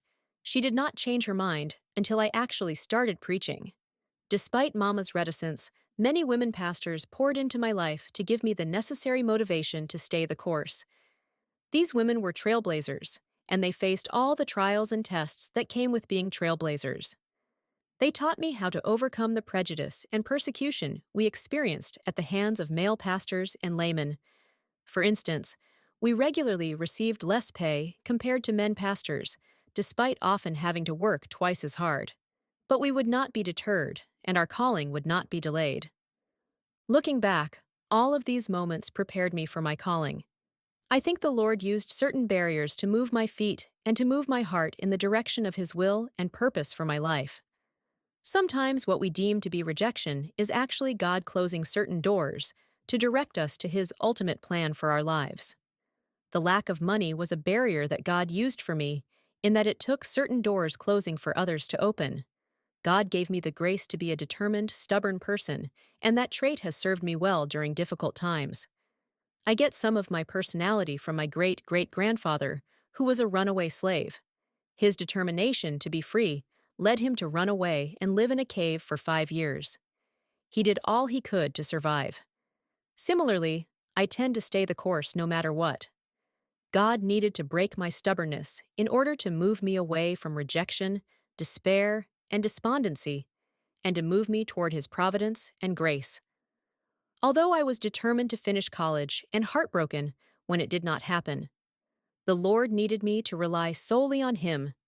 It was humbling not to finish school. He used that time to help me find my identity and pride in being His child, and not simply in academic pursuits. He needed me to accept His unconditional love as sufficient for all my needs. He wanted me to know He loved me, and that His love was not contingent on my performance.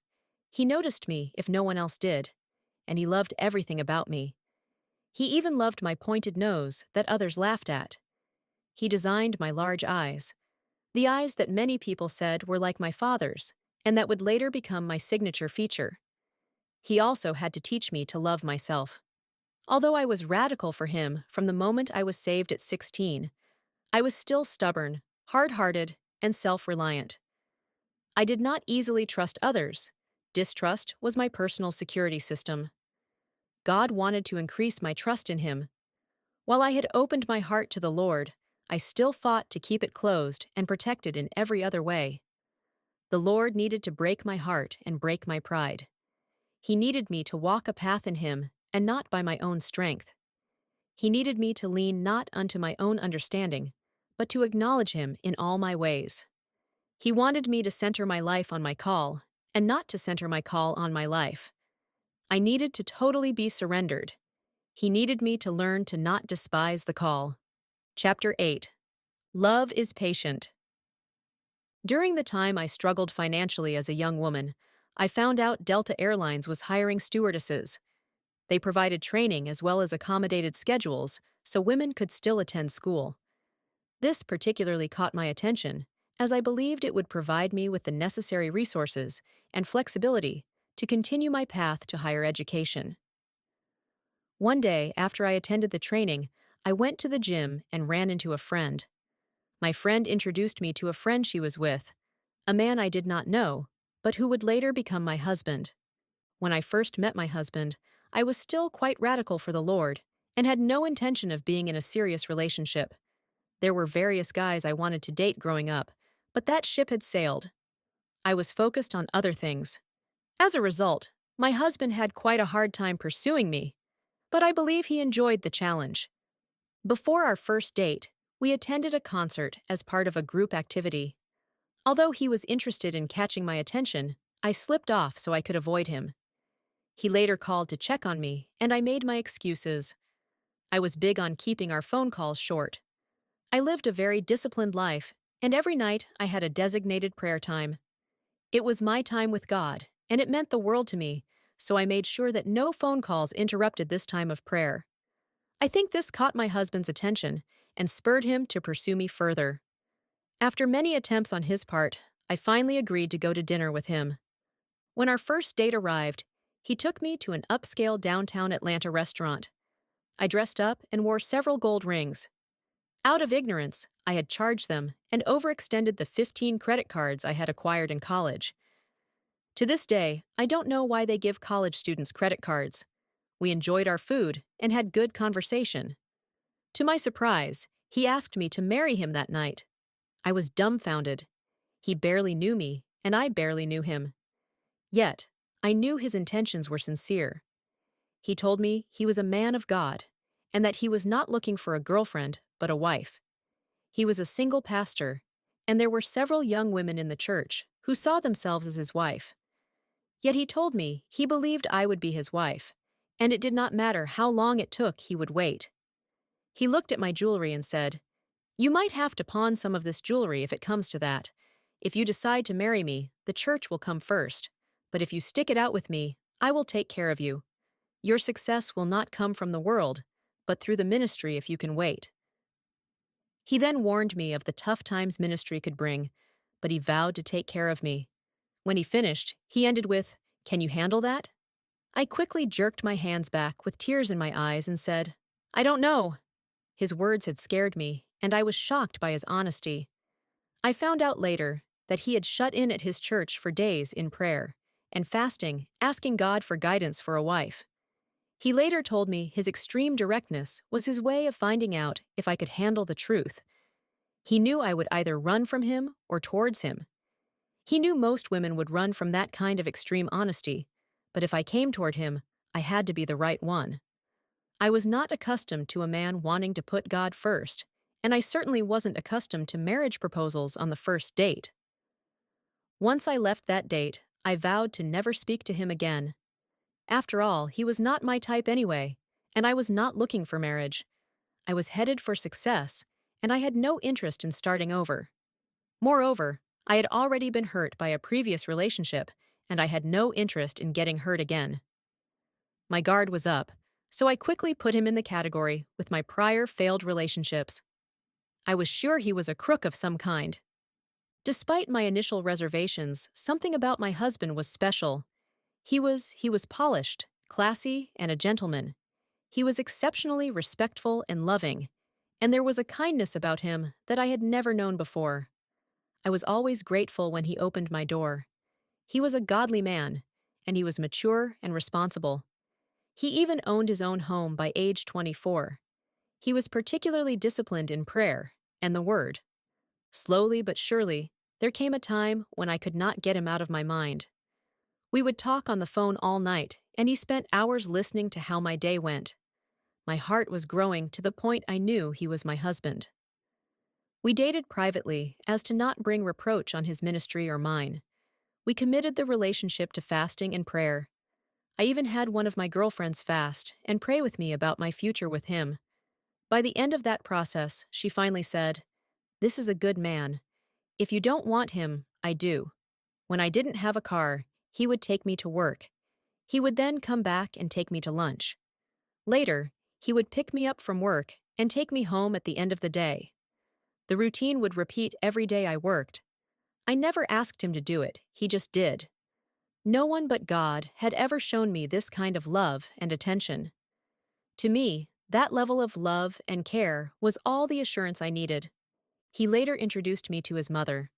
I loved how he treated her and his sister with Down syndrome. My mother always taught me if a man treats his mother right, he will do the same to you. His mother and I fell in love with each other right away. When we first met each other, we laughed and talked without realizing we had spent the entire day together. We regretted him returning to pick me up. We had a lot in common because we were both country girls. We enjoyed eating and sopping syrup together. Sopping is a southern way of eating with your fingers. It was not something we did in public, but in the privacy of our homes, we would enjoy this old southern tradition. By the time my husband and I married my mother-in-law, and I defied the mother and daughter-in-law rivalry. Instead of rivals, we were best friends, and we talked at least 4 times a day. No one, not even her own son, could come between us. My mother-in-law gave me what my natural mother could not. She nurtured me and loved me unconditionally. She supported everything I did. There was no mountain too high for her to climb for me. Her affirmations always gave me strength. We were Ruth and Naomi, and God had sent her at the point of my need. God knew I needed love and support, and He met this need through Mama Reed, as I affectionately called her. Her example of godliness and love made a mark on my life that time could not erase. She stood with me through thick and thin, and I did the same for her. Although my husband's mother and I were extremely close, my husband's sisters gave me a little more trouble. My husband was spoiled by them, and to them, I was the other girl. Eventually, I would win them over, and a couple of them would even become big supporters of us personally, as well as in ministry. His sister Jerry was always a supporter of her brother, and she never doubted his call. She finally accepted me and became my best friend. Since I had won her heart and his mother's, The others finally came along and adopted me, not as an in-law, but as a sister. They started to support and protect me, and this was the first time in my life I felt this level of support. They were not perfect, but they allowed me to see that love and peace could exist in a family without violence and abuse.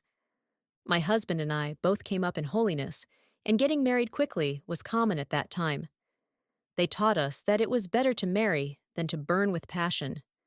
Our relationship was not built on sex, but we knew we wanted to be together forever.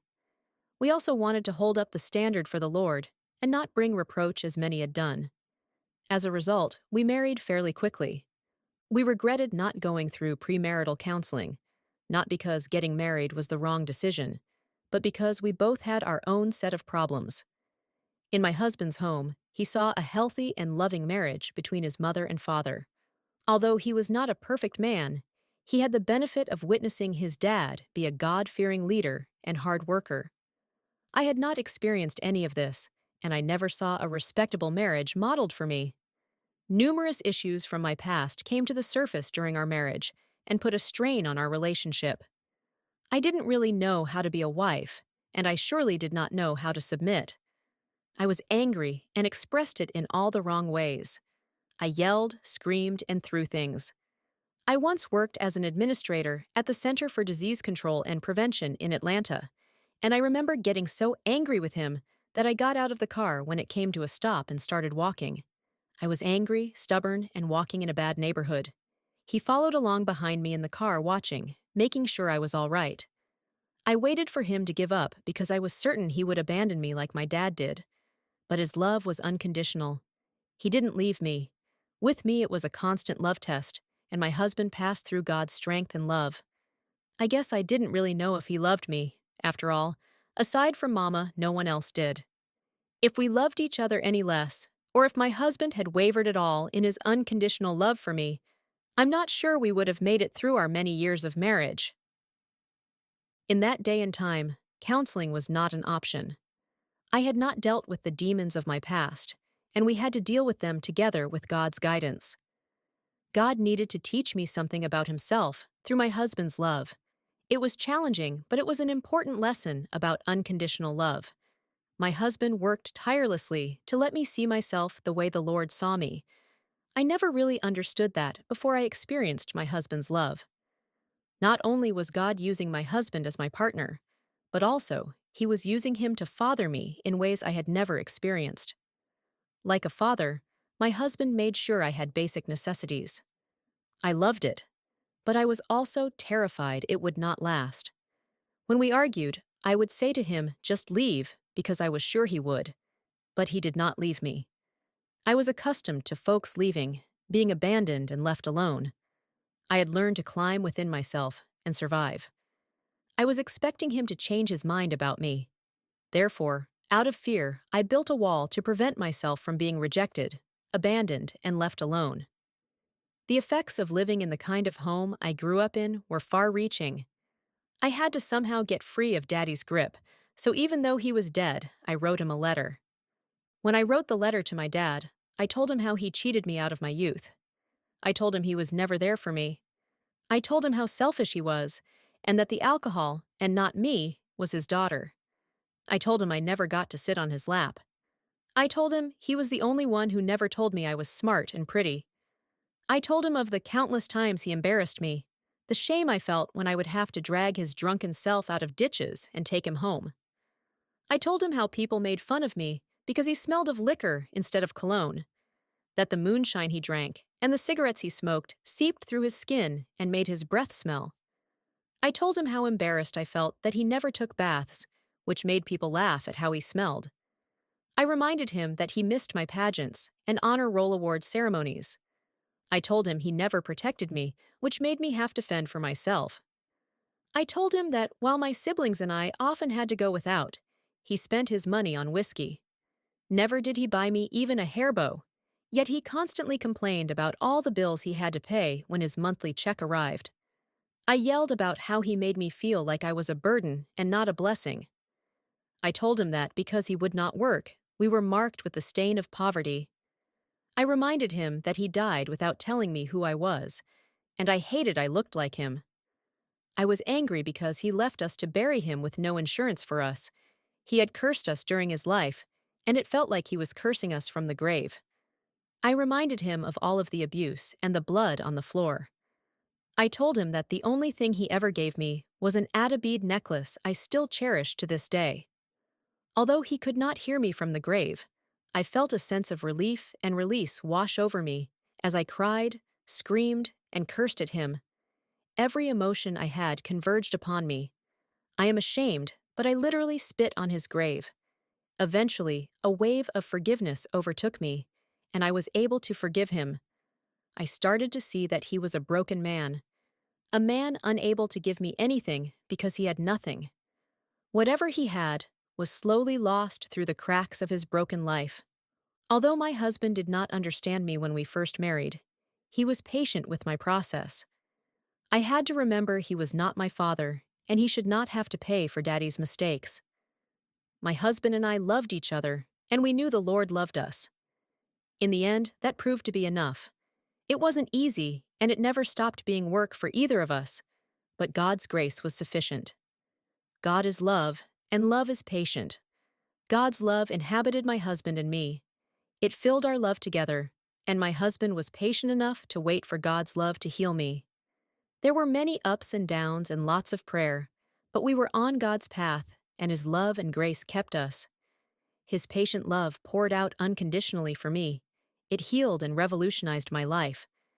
It allowed me to see myself the way God saw me, loved, forgiven, redeemed, and made worthy through my identity in Him.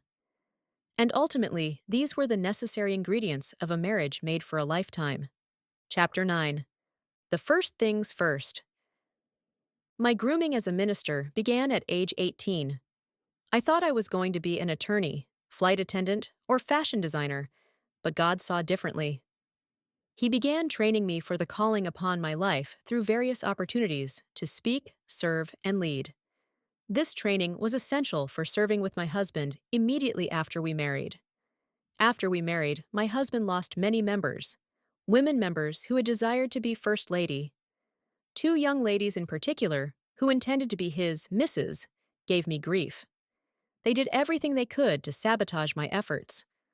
One of them, in particular, had befriended me prior to me becoming First Lady. She invited me to church functions, and she even invited me to my husband-to-be's church without knowing he and I had already started talking. One thing Mama taught me was never let your left hand know what your right hand is doing. I never knew she was interested in him. Despite the women's hopeless attempts to become First Lady, none of them realized the assignment of First Lady was a calling that required special grace. Being a First Lady is a tailored position that only God assigns for the call. It's not about looking cute, wearing big hats and fancy clothes, playing the piano, having perfect children, or always showing up poised and silent. It is about submission, self-sacrifice, and continued reliance on God. Moreover, because I was young, I did not have the full respect of the older church members. Many would insultingly address me as sweetie, baby, or precious. When they looked at me, they saw nothing but a young girl with no experience. They didn't realize that I had been well trained since age 18 by my former pastor and his wife to lead worship, teach classes, run revivals, pastor the church in their absence, serve on trustee boards, and evangelize. Rather, the church members at my husband's church downplayed my experience, which caused immense hurt. It was like I was struggling all over again to find my place. Also, I was unsure how to establish a connection with the other members. Thankfully, God gave me a plan. I started a women's prayer meeting. Because my former church did a lot of praying and fasting, I knew how to do that well. Thus, I used the most powerful weapon at my disposal: prayer. Through this, I won over the women of the church. In addition, by committing the members to prayer, I was opening the door for God to move on their hearts. Once they heard me pray, and once I got them in the presence of God, their hearts were turned. I was no longer that little girl. I had become their leading lady. Making space for my ministry after marriage was difficult. First, my husband felt my style needed to change. I had much style and personality. I was fashionable and flamboyant. I didn't wear broad-brimmed hats or muted dresses. According to him, leather attire and eccentric clothing wasn't appropriate for first ladies, and it certainly didn't fit his church setting. Because I loved him, I toned it down. I was miserable. I felt stifled, and like I wasn't being authentic to who I was. Second, due to his traditional church upbringing, he told me that my ministry would be on hold in order to support him in the church. He silenced me for 5 years. Initially, my husband struggled with the notion of a woman serving in ministry. He knew I ministered when we met, but he came from an upbringing in which women remained in the background. I chose to be subservient as his wife and I submitted. I felt I was starting from scratch. He was in error, and I do not think this was God's ultimate goal for me, or for us. But I do believe that choosing to submit and not cause division in my home or the church in that way served to change me in a way God needed me changed. I had only seen Mama lead, but now God was teaching me to let my husband lead, whether I agreed with him or not. It sharpened my prayer life. I took everything to God. Prayer was the only way I survived. I was extremely frustrated, and during this time, I had second thoughts about my decision to say yes to him and this role. But I had to remember, just because I struggled with the call did not mean I was not called. Even Jesus wished that he did not have to drink the cup. I learned I could do more on my knees in prayer than with my mouth. I would not be able to convince my husband to change. Only God could change his heart. My husband had an aunt who was being used greatly in the ministry. Because of this, church members asked me to step into a more active role as the First Lady. I joined the praise team, ushered, cleaned the church, helped with the homeless and more. But ministering was out of the question. I did not fight his decision. I just committed it to prayer and waited. I would remain in submission and in the background for 7 years. God knew an additional season of testing and preparation would mold me into a healthier tool for him. I eventually gave up on my ministry, but I soon discovered that when God chooses you, no one can reverse his choice. God moved the hearts of the congregation to see the call on my life and to request that I speak. Finally, my husband conceded and let me speak on Women's Day. The people were blown away by the anointing on my life. They talked about it for weeks and requested more from me. From that moment, God kept blessing and promoting me. He kept creating opportunities to draw me out and lift me up before my husband's eyes. My husband had not fully comprehended what was in me, and neither had I. But one thing for certain was I knew I was called and had purpose. Being a wife was my first calling, but I knew I had more in me. There was no way to change it, avoid it, or contain it. It was what God had created me to do. It had come time for God to set me free. One day, my husband's sister, Jerry, told him she had been told in prayer I was meant to step up in ministry, that our ministry was being held back by holding me back. Because he is a man of God, he took the message to heart and into action. He apologized to me in front of the church and then called me forward as his co-pastor. After that, our ministry was exponentially blessed. Although the Lord opened doors for my ministry, it was tough financially in the beginning. My husband was devoted to full-time ministry, so there was no second income during the first part of our marriage.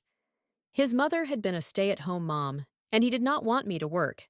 Thus, I gave up my educational and vocational pursuits to serve alongside him full-time. To supplement our income, he eventually took jobs delivering newspapers, worked at the CDC, and was in school. Although he is educated and was honorably discharged from the military, nothing was beneath him to support me and the church. Despite working all night and feeling exhausted, he would preach Sunday mornings. However, there was never enough money because we had to put so much into the church. There were many times when the gas was off. It was a struggle to keep all the utilities on at the same time. Despite it all, I never tried to make my husband feel badly as we struggled. He was working 2 jobs and in school, but the church required so much. When our lights were off, I made a candlelight dinner. I created a table arrangement with tissues, and I cooked dinner over the gas range. Once, the repo man showed up during church service. When we noticed our car was gone, we originally thought it had been stolen. When we received the call, it had been repossessed, we were embarrassed. With everything we went through together, I made it a point to not dampen his spirit or identity as a man. I vowed that if we had to sleep on the floor, I would sleep on it with him. I took my vows seriously, for better or for worse, in sickness and in health, and for richer or for poorer. I was committed to being by his side every step of the way. Occasionally, during the Christmas season, I would work at Sears or J.C. Penney's as a supplement to ensure we could afford a nice holiday. I refused to sit idly by and do nothing. It was not important to do whatever I could to help. Because of this stress, there were many arguments over finances in our marriage.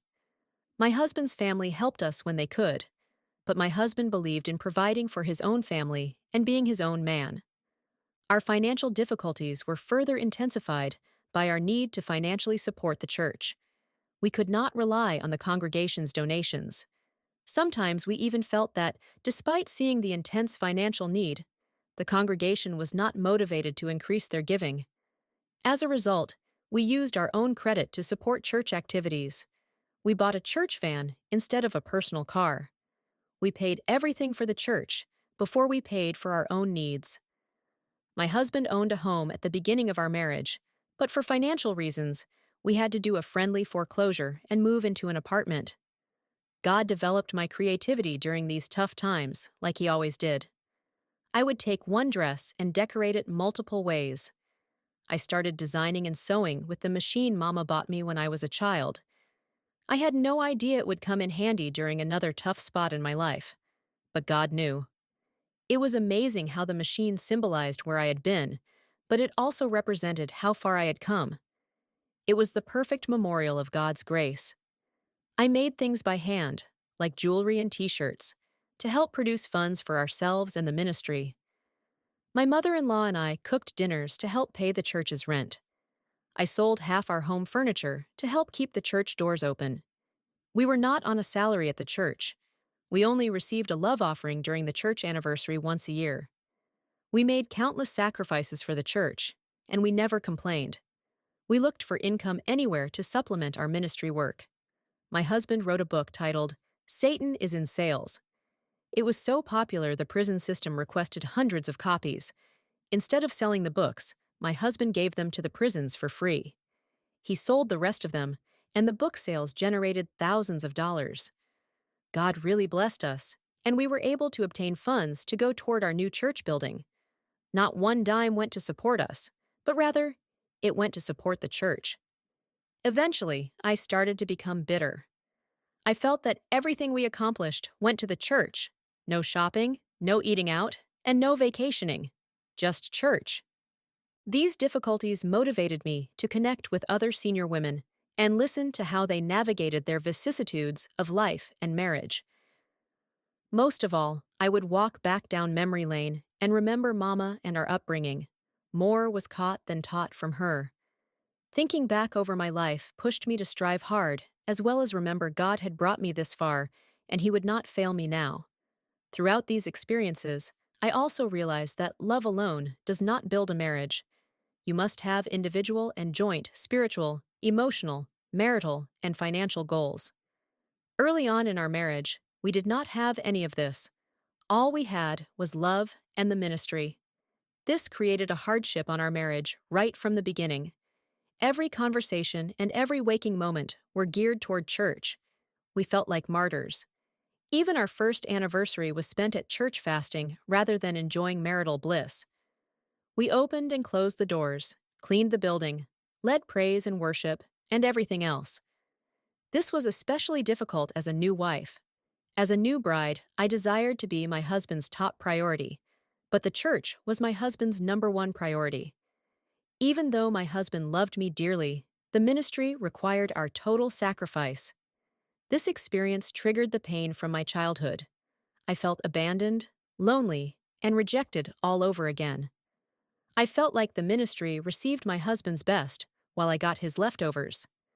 I felt like the ministry was his wife, and I was his other woman. Although many people love to talk about bad pastors who have fallen, rarely do you hear about the hundreds who constantly and selflessly sacrificed to love God and His people. We desired good mentorship, There were numerous things to learn that we had to learn the hard way. One thing we could have learned earlier was how to appropriately prioritize. We were not mature enough to understand that we could not save the world. That was God's job. As a result, we took it upon ourselves to try to do everything for everybody else, often at the expense of our own growth in marriage. Because we were young, we thought we could give it our all without rest or without our other priorities suffering. It was tough to learn that putting the church first was not the same as putting God first. God desires for us to appropriately prioritize and to care for our spouses and families. When our own house is in order, we can keep the Father's house in order. When our house is out of order, we open the door to the enemy's devices. Overall, our personal spiritual walks would have greatly benefited from the guidance of experienced ministers who understood the importance of balance. Related to this, another thing we could have learned is how to share the burden of ministry. We could have done more to delegate rather than doing it all ourselves. Although ministry can uplift those who participate, we felt it was our job to run the ministry alone because we were the senior leaders. Leadership requires confidence, commitment, and integrity. In life, we often think leadership is relegated to those who are the smartest, the best looking, or the most talented. However, God calls us based on His knowledge of us. He knows we are crippled when He calls us, and yet He uses us. For the longest, I thought my past would discount me from being used by God, but God saw fit to use me anyway. Then, when it seemed like my ministry was finally taking off, I had to submit to the instruction of my husband. Again, it seemed like my ministry would be discounted because of my gender, or because I did not fit the cookie-cutter mold of traditional holiness, or that of a traditional first lady.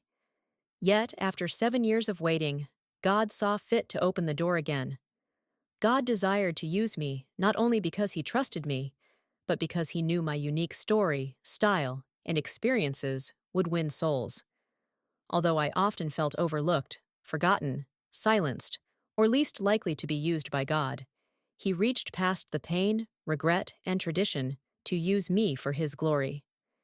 This did not mean that once He promoted me, all my problems went away. No, it was still a fight to trust Him through every financial storm, uncertain test, and disappointment. But I am truly grateful that He entrusted me with the responsibilities of leadership. Throughout my life, I have also learned that leadership requires collaboration and delegation. When God moves us into leadership, we must not forget our responsibility to show love and care to Him and the ones God has placed in our lives.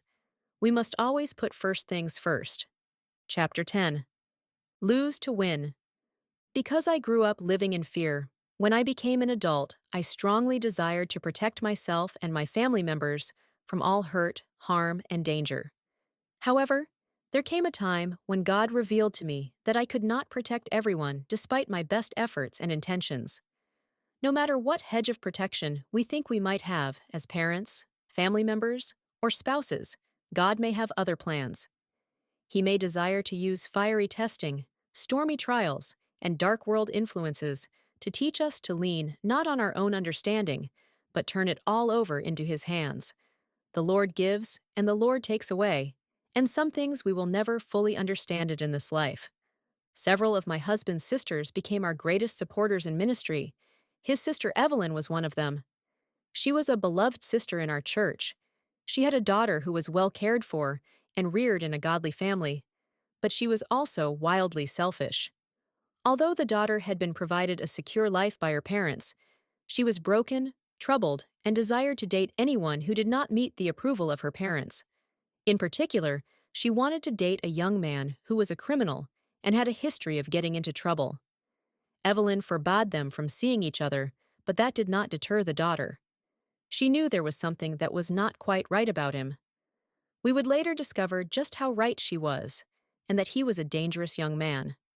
Early one morning, while it was still dark, Evelyn arrived home from giving someone a ride to work. As she exited the car, she was attacked by someone with a baseball bat, but she managed to fit him off. She was injured but alive.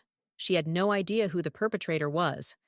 At some point during her recovery period, she called and said that she was coming to noonday prayer, but she later called to say she did not feel up to attending. As we hung up, she said, "I'll call you later. I might still try to come to prayer if I feel like it." That was the last time I ever heard her voice. After the prayer meeting, a young lady and I went to the laundromat to wash clothes. When we finished, I dropped her off and headed home. As I leaving, I could hear her phone ringing from inside the house. She ran to answer her phone. I found out later that it was my husband calling, frantically trying to reach me. The young woman came running out of the house, screaming, "Evelyn has died!" I couldn't believe what I was hearing. I became hysterical. How could this be? I had just spoken to her. Fear, confusion, and pain gripped me at once.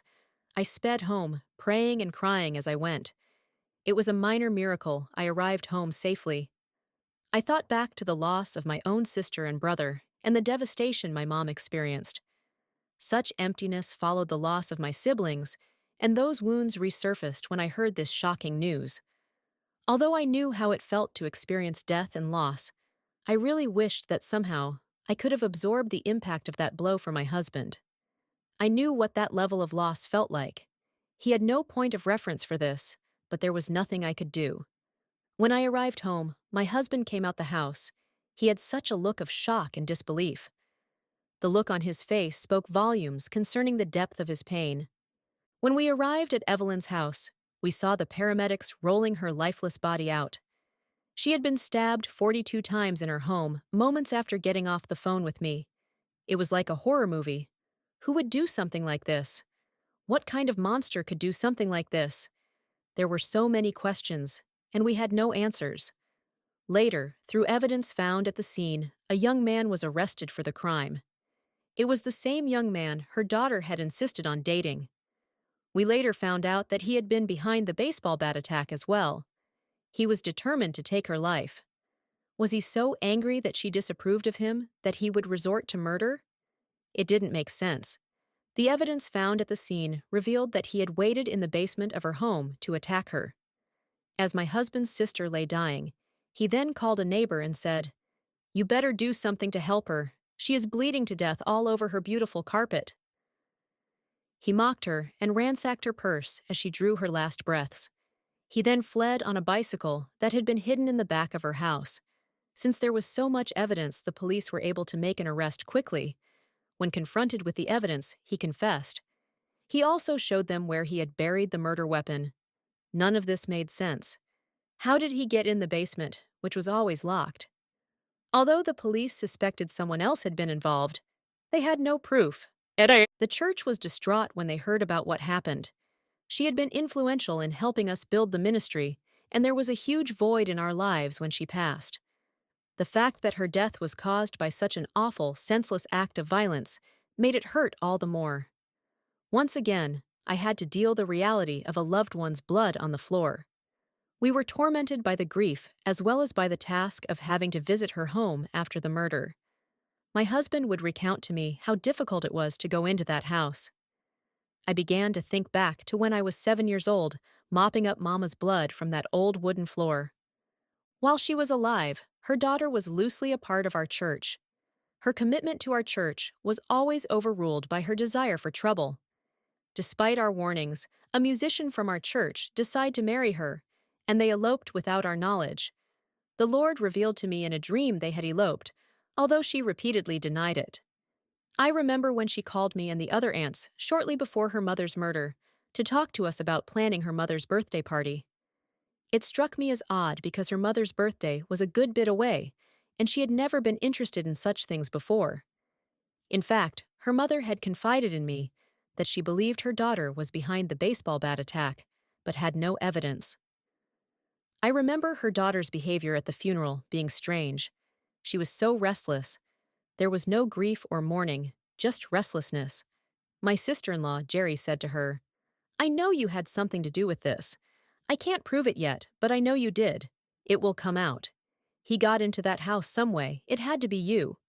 Despite our suspicions that she had been involved in the attack, she repeatedly denied it. After the boyfriend was apprehended, he still did not implicate the daughter. About a year later, my husband's sister Barbara found a letter from the young man convicted of her sister's murder. It was addressed to Evelyn's daughter. When she read the letter, she called us all together, and we read it as well. The letter seemed to implicate the niece in the murder, so we contacted the district attorney's office. When the district attorney read it, he was certain that the daughter was involved. Armed with the letter, he went to visit the boyfriend in jail. He also brought pictures of the niece and her new husband. The boyfriend lost it and finally told the whole truth. He didn't initially implicate our niece because he was under the impression that she was pregnant with his twins. Little did he know that she was not pregnant and had eloped with another man. She used the fabricated pregnancy as a way to keep him quiet. According to him, the niece planned everything, and they both coordinated the attacks. During the fatal attack, she locked him in the house with her mother and told him to wait in the basement. He reported that she told him the only way he was leaving the house was to murder her mother first. Because of his confession, she went to prison as well. This hit our family hard. We not only lost Evelyn, but we lost her daughter as well. Although we were relieved justice had been served, we were heartbroken to hear that our niece had played a role in the death of her mother and our beloved sister. Given that my husband and I were the pastors, we had to be strong for everyone else. My husband had to preach his own sister's funeral and provide hope to everyone else. We were angry, afraid, saddened, and depressed. We had to pray and cry our way out so we could move past it in order to survive. One of the things I'll never forget is how my mother-in-law chose to forgive her granddaughter. She visited her in prison and also sent her money to go on her books. She was a true example of the forgiveness and grace of God. I will admit, I didn't have that strength, and neither did the rest of the family, including my husband. It took us years of processing and working through the tragedy to allow the Holy Spirit to help us forgive. Forgiveness is a process, and because we are wired differently, for some of us, it is a longer process. One of the things that helped me come to a place of forgiveness for her and her boyfriend was accepting the truth that they had already been granted forgiveness through the sacrifice of Christ. He loved them just as much as he loved me, and he had forgiven them to the same measure in which he had forgiven me. In God's eyes, I was no better or worse than they, even if I had never killed anything larger than a bug. We were all sinners. The judicial system punished them for their crime, and Christ punished their sin on the cross. If they accept what Jesus did on the cross, they will be saved, and this is our prayer. The cross was for all of us. Their souls need the Savior, just like I did. There is enough power in the blood to cleanse them as well. Jesus forgives all who come to him. I had to learn that if I needed forgiveness, I was going to have to forgive. It seems that each time I experience an offense, I have to learn to forgive all over again. I'm grateful for God's patience. When it seemed like we could take no more, my husband and I lost another sister, Barbara. Barbara was also a strong supporter of the ministry. She led the worship team, ushered, and supported the vision of the ministry. Her vehicle was hit by an 18-wheeler truck as she ran errands on her day off, and she was killed instantly. My husband was responsible for identifying the body following the accident. Again, I was devastated. How could she be gone so soon? We had just seen her at church the previous day. It felt like as soon as we had someone to lean on, they were taken from us with no warning or notice. My husband preached her funeral as well. He was not just her brother, but also, he was her pastor. The loss to both of us was great. Again, my mother-in-law told the family to forgive. She was heartbroken, but she said it was an accident and everything was in God's hands. Shortly after that loss, I lost my sister-in-law, Charlotte, who had Down syndrome. She died unexpectedly, days after a visit to the doctor. When she was born, the doctors only gave her so many days to live, and they told her parents to give her away. However, my in-laws told the doctors that Charlotte was a gift from God, and that they were blessed to love and keep her as their daughter. Although I was initially afraid of her, because everyone else, I knew with Down syndrome had been violent. But Charlotte had a beautiful soul, and she was the epitome of love and hospitality. She loved her brother's preaching, yet I was her favorite preacher. This was God's way of showing me love comes from different people, but it all comes from Him. Her death broke my heart, because I had not known this kind of love. Years later, we lost my mother-in-law, who was the glue that held the family together. She was the matriarch of the family, filled with wisdom and grace. We were preparing for a Bible conference that I host annually. It was set to begin in about 2 days. Because of the scale of the conference, there were various preparations involved, and I was extremely busy. My mother-in-law loved this event and was known for the pound cakes she baked for the VIP guests. She was so excited about the conference, she packed her clothes a month early. During the conference, she would always stay at the hotel. She wanted to be close to the action. 2 days prior to the conference, we received a call stating that she needed to be taken to the hospital. The doctor said she would be okay, so we brought her home. However, the next day, which was a Tuesday, she was taken back to the hospital. I headed to the hospital to visit her, but I felt strange. It was as though something was wrong. Everyone kept telling me she was doing well, but I had a strange feeling that something was wrong. When I arrived, the doctor came in and told us she was gone. It knocked me to my knees and I fell to the floor. I felt numb. I screamed in shock, and my heart seemed to jump out of my chest. She had taught me more about God's love and loving people than any sermon. She had been my safe haven, my rock, and my support. How could God take her from me? I had no idea how I was going to get through the conference, which was set to start in 2 days. After I pulled myself together, I could hear her saying that day what I had heard her say many times before. If you look for me down here and you can't find me, come on up to heaven. I will be waiting. She taught me to keep going on in God, no matter how I felt. Miraculously, I preached one of my best sermons during the conference. I cried through it all, and the anointing of God was revealed in my brokenness. There seems to be such an undeniable relationship between our brokenness and God's power. The greater the brokenness, the greater the demonstration of His power. Despite this devastating loss, the deposits she made into my life were enough to last a lifetime. Sometimes we get lost in the tragedies of life. We can view life as a never-ending storm that never ceases to challenge our faith. Through these various trials, I had to trust God to keep me and those I loved in His hands. God also revealed to me that in order to win, we must lose, but our losses are not eternal losses. On the way to destiny, there will be loss, bumps, bruises, and hurts. Through it all, we have the blessed assurance that His grace is sufficient. In my own strength, I was powerless to overcome, save, and forgive. But through Him, I could walk in faith, forgiveness, love, and victory. Although it felt impossible at times, with God all things are possible. Whatever He allowed me to experience, He would carry me through. I need Him, and I cannot face the challenges of life, family, or ministry without Him. Into His hands, I committed the lives and safety of my children, family, and husband. Into His hands, I committed my spirit, my life, and my future. And throughout it all, I would win in the end. Chapter 11. Your First and True Love. When our daughter was born, I was determined to give her 200% of my energy and attention. I was determined that she would not experience the rejection and loss I felt growing up. I was devoted to creating a better family environment for her. Like me, she was breastfed until 5 years old. I loved having her near, just as my mother loved having me nearby. When my mama allowed me to go under her shirt to nurse, I felt safe, so I created this for my little girl. Everything centered on her at that time in my life. I rarely let her cry without seeing to her concern. I loved it when she cried for me, and I could meet her needs. I kept her right by me at night, so she would only be an arm's reach away. She was the only girl in the family for many years, and when she was born, she lacked for nothing, even if it meant we had to sacrifice in other areas. I kissed her so often she developed a rash on her cheeks, and I rarely put her down.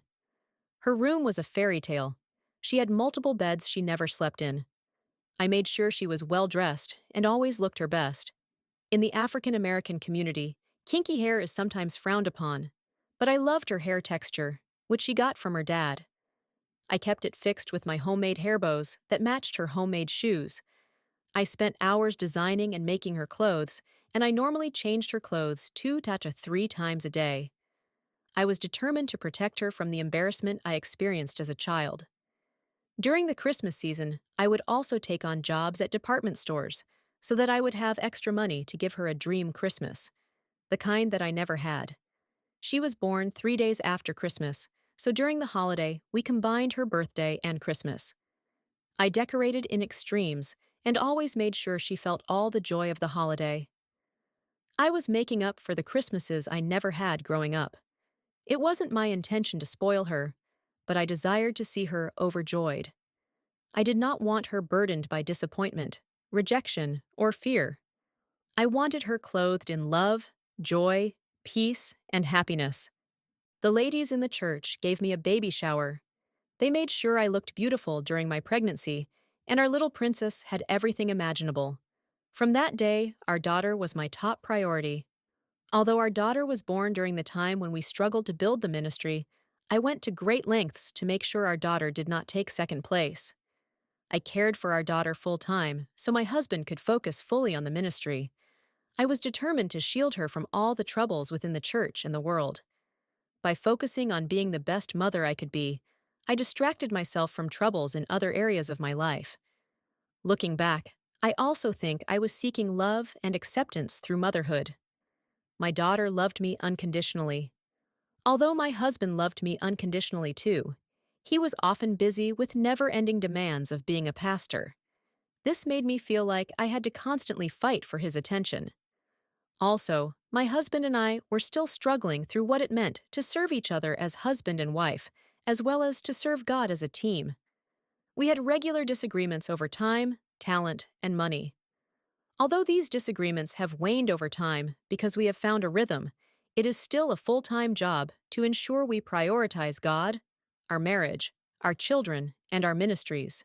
And in that order. There came a time when we wanted another child. We were unsure if we could care for another child, but we knew we wanted to have all of our kids by the time I was 30. Eventually, we welcomed our son. His birth was a breath of fresh air in the midst of insurmountable family tragedy. He was so handsome, so easy, and fun-loving. It did not take much to please him. I enjoyed breastfeeding him, but I had to stop sooner than desired, because I became really ill. This was an immense loss because I was strongly attached to our kids. I wanted him to have the same nursing experience as his sister, so I had to bond with him in other ways. I carried him all the time. When I cooked, cleaned, washed, or ironed, he was on my hip. As a result, he became very clingy, and I loved it. Often, I would hold him on one side and his sister on the other. I was strapped like a mule and didn't want it any other way. Like his sister, he was someone else to love me unconditionally, and who could be a distraction from the hurts of the church. By the time our son arrived, things were a bit easier financially, because my husband now worked in addition to serving the ministry full-time. Because of this, we were able to give our kids more material things for them to enjoy, and to shield them from the impact of tougher times. Although we had found some relief financially, we still struggled with balance. Unfortunately, and with regret, we frequently spent 80-100 hours a week at the church with our children at our side. When we should have been enjoying the circus or the playground, we made ourselves available for every need at the church. My children were blessings in many ways. They arrived during a time when I was dealing with intense pent-up anger. Anger was a familiar emotion to me, and I had a lifetime of experience storing up more anger than most people. Although I felt my anger was justified in many ways, it caused me great pain in various areas of my life, especially since I lacked the tools to deal with it effectively. I was angry because we did not have enough help at the church.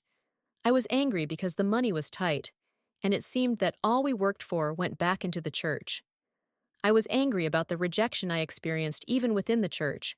My husband and I would help people, and then have them up and leave afterward, and this happened time and time again. I took it personally and cried, often feeling like I was that little abandoned girl all over again. Eventually, I recognized that this was a brutal reality of serving the Lord.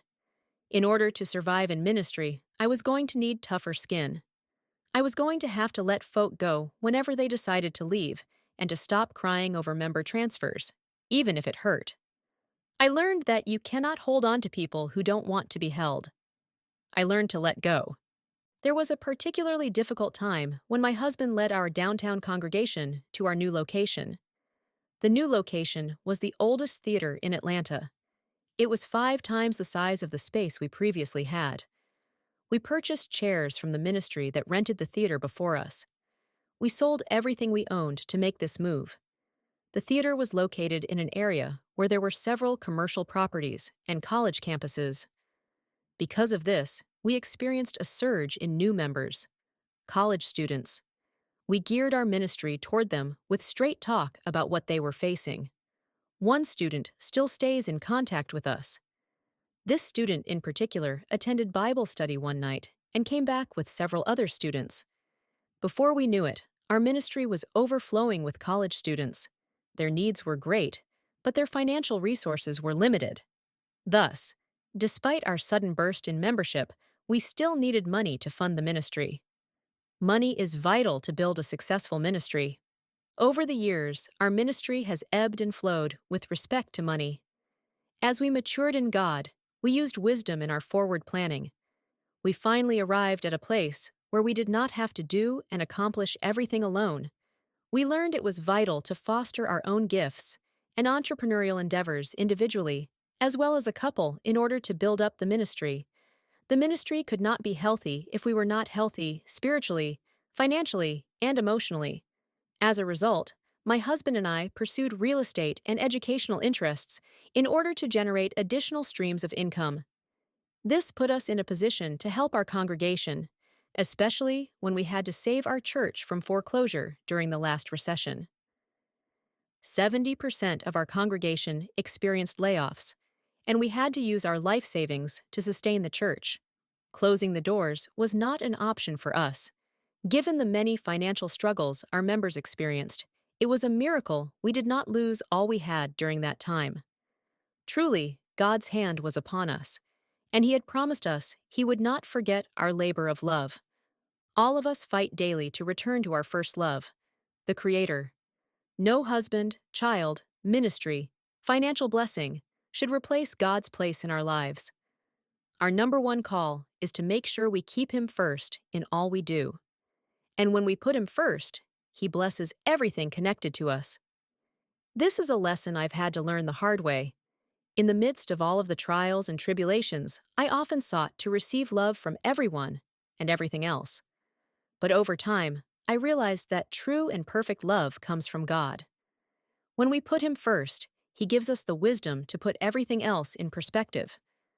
By putting Him first, I was able to be a better wife, mother, and leader.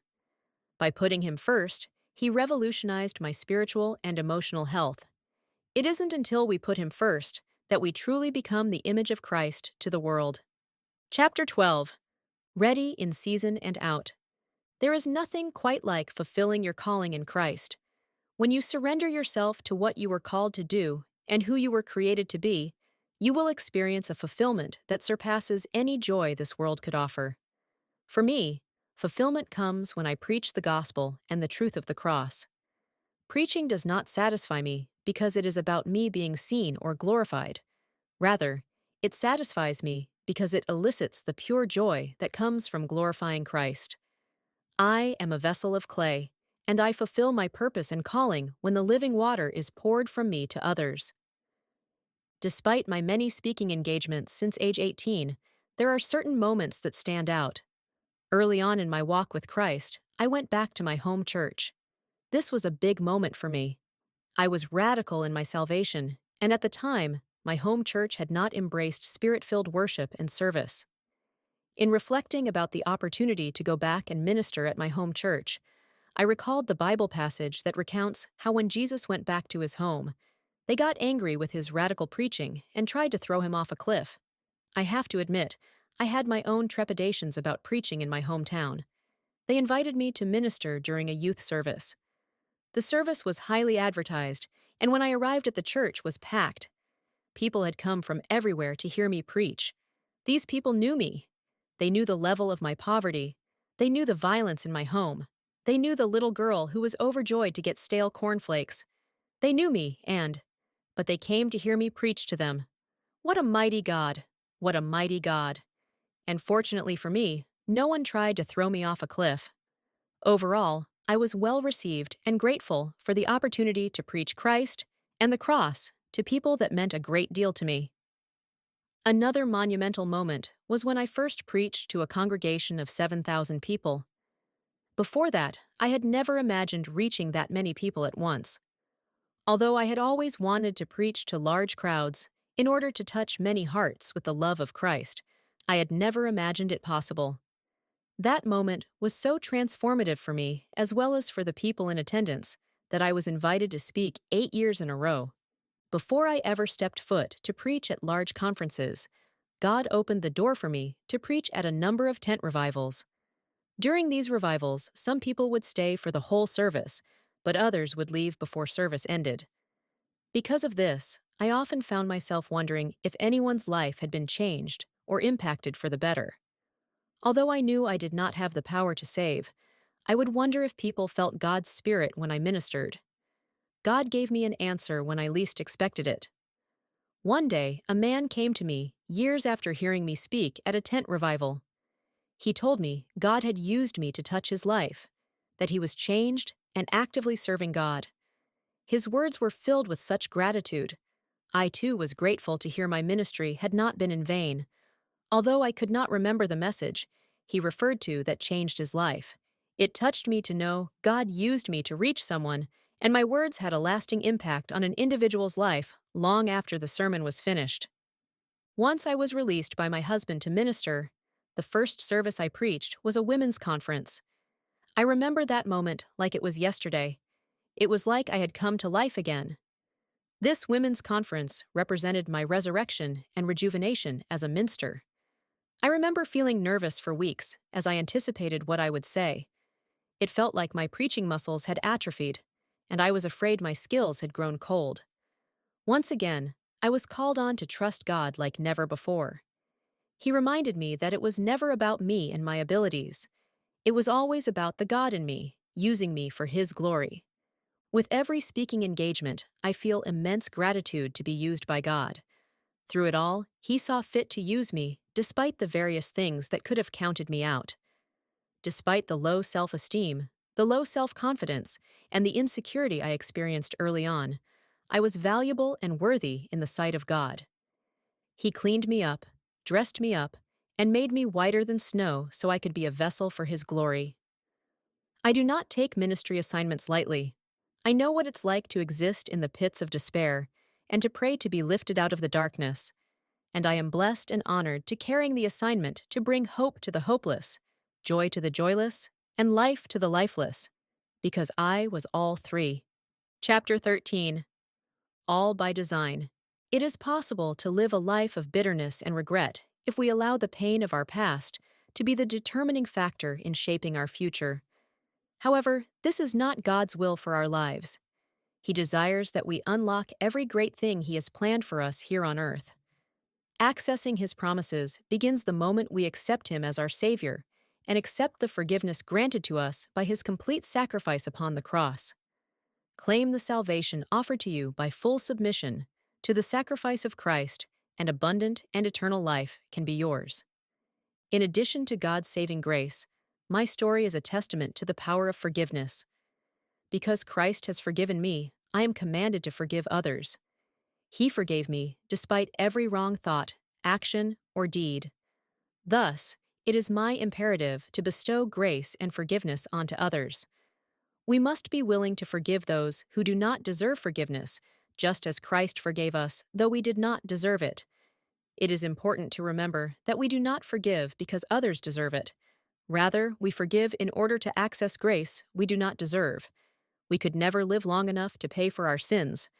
Thus, grace must be granted, and forgiveness must be offered. Often, we are prisoners of our past, pain, anger, and guilt. When we do not forgive, we allow these emotions to fester. We may feel as though we have the right to be angry, and many of us do. Looking over my life, I had the right to be angry about many things. No child should have to spend her childhood cleaning up the blood of a beloved mother because of the tragic choices of a father. No child should have to go without because her father would rather spend money on whiskey. But if I had held on to my right to feel these emotions, it would have resulted in a life filled with unresolved hurt and anger. Some rights you must relinquish before you can truly live. It is important to note that anger and guilt are two sides of the same coin.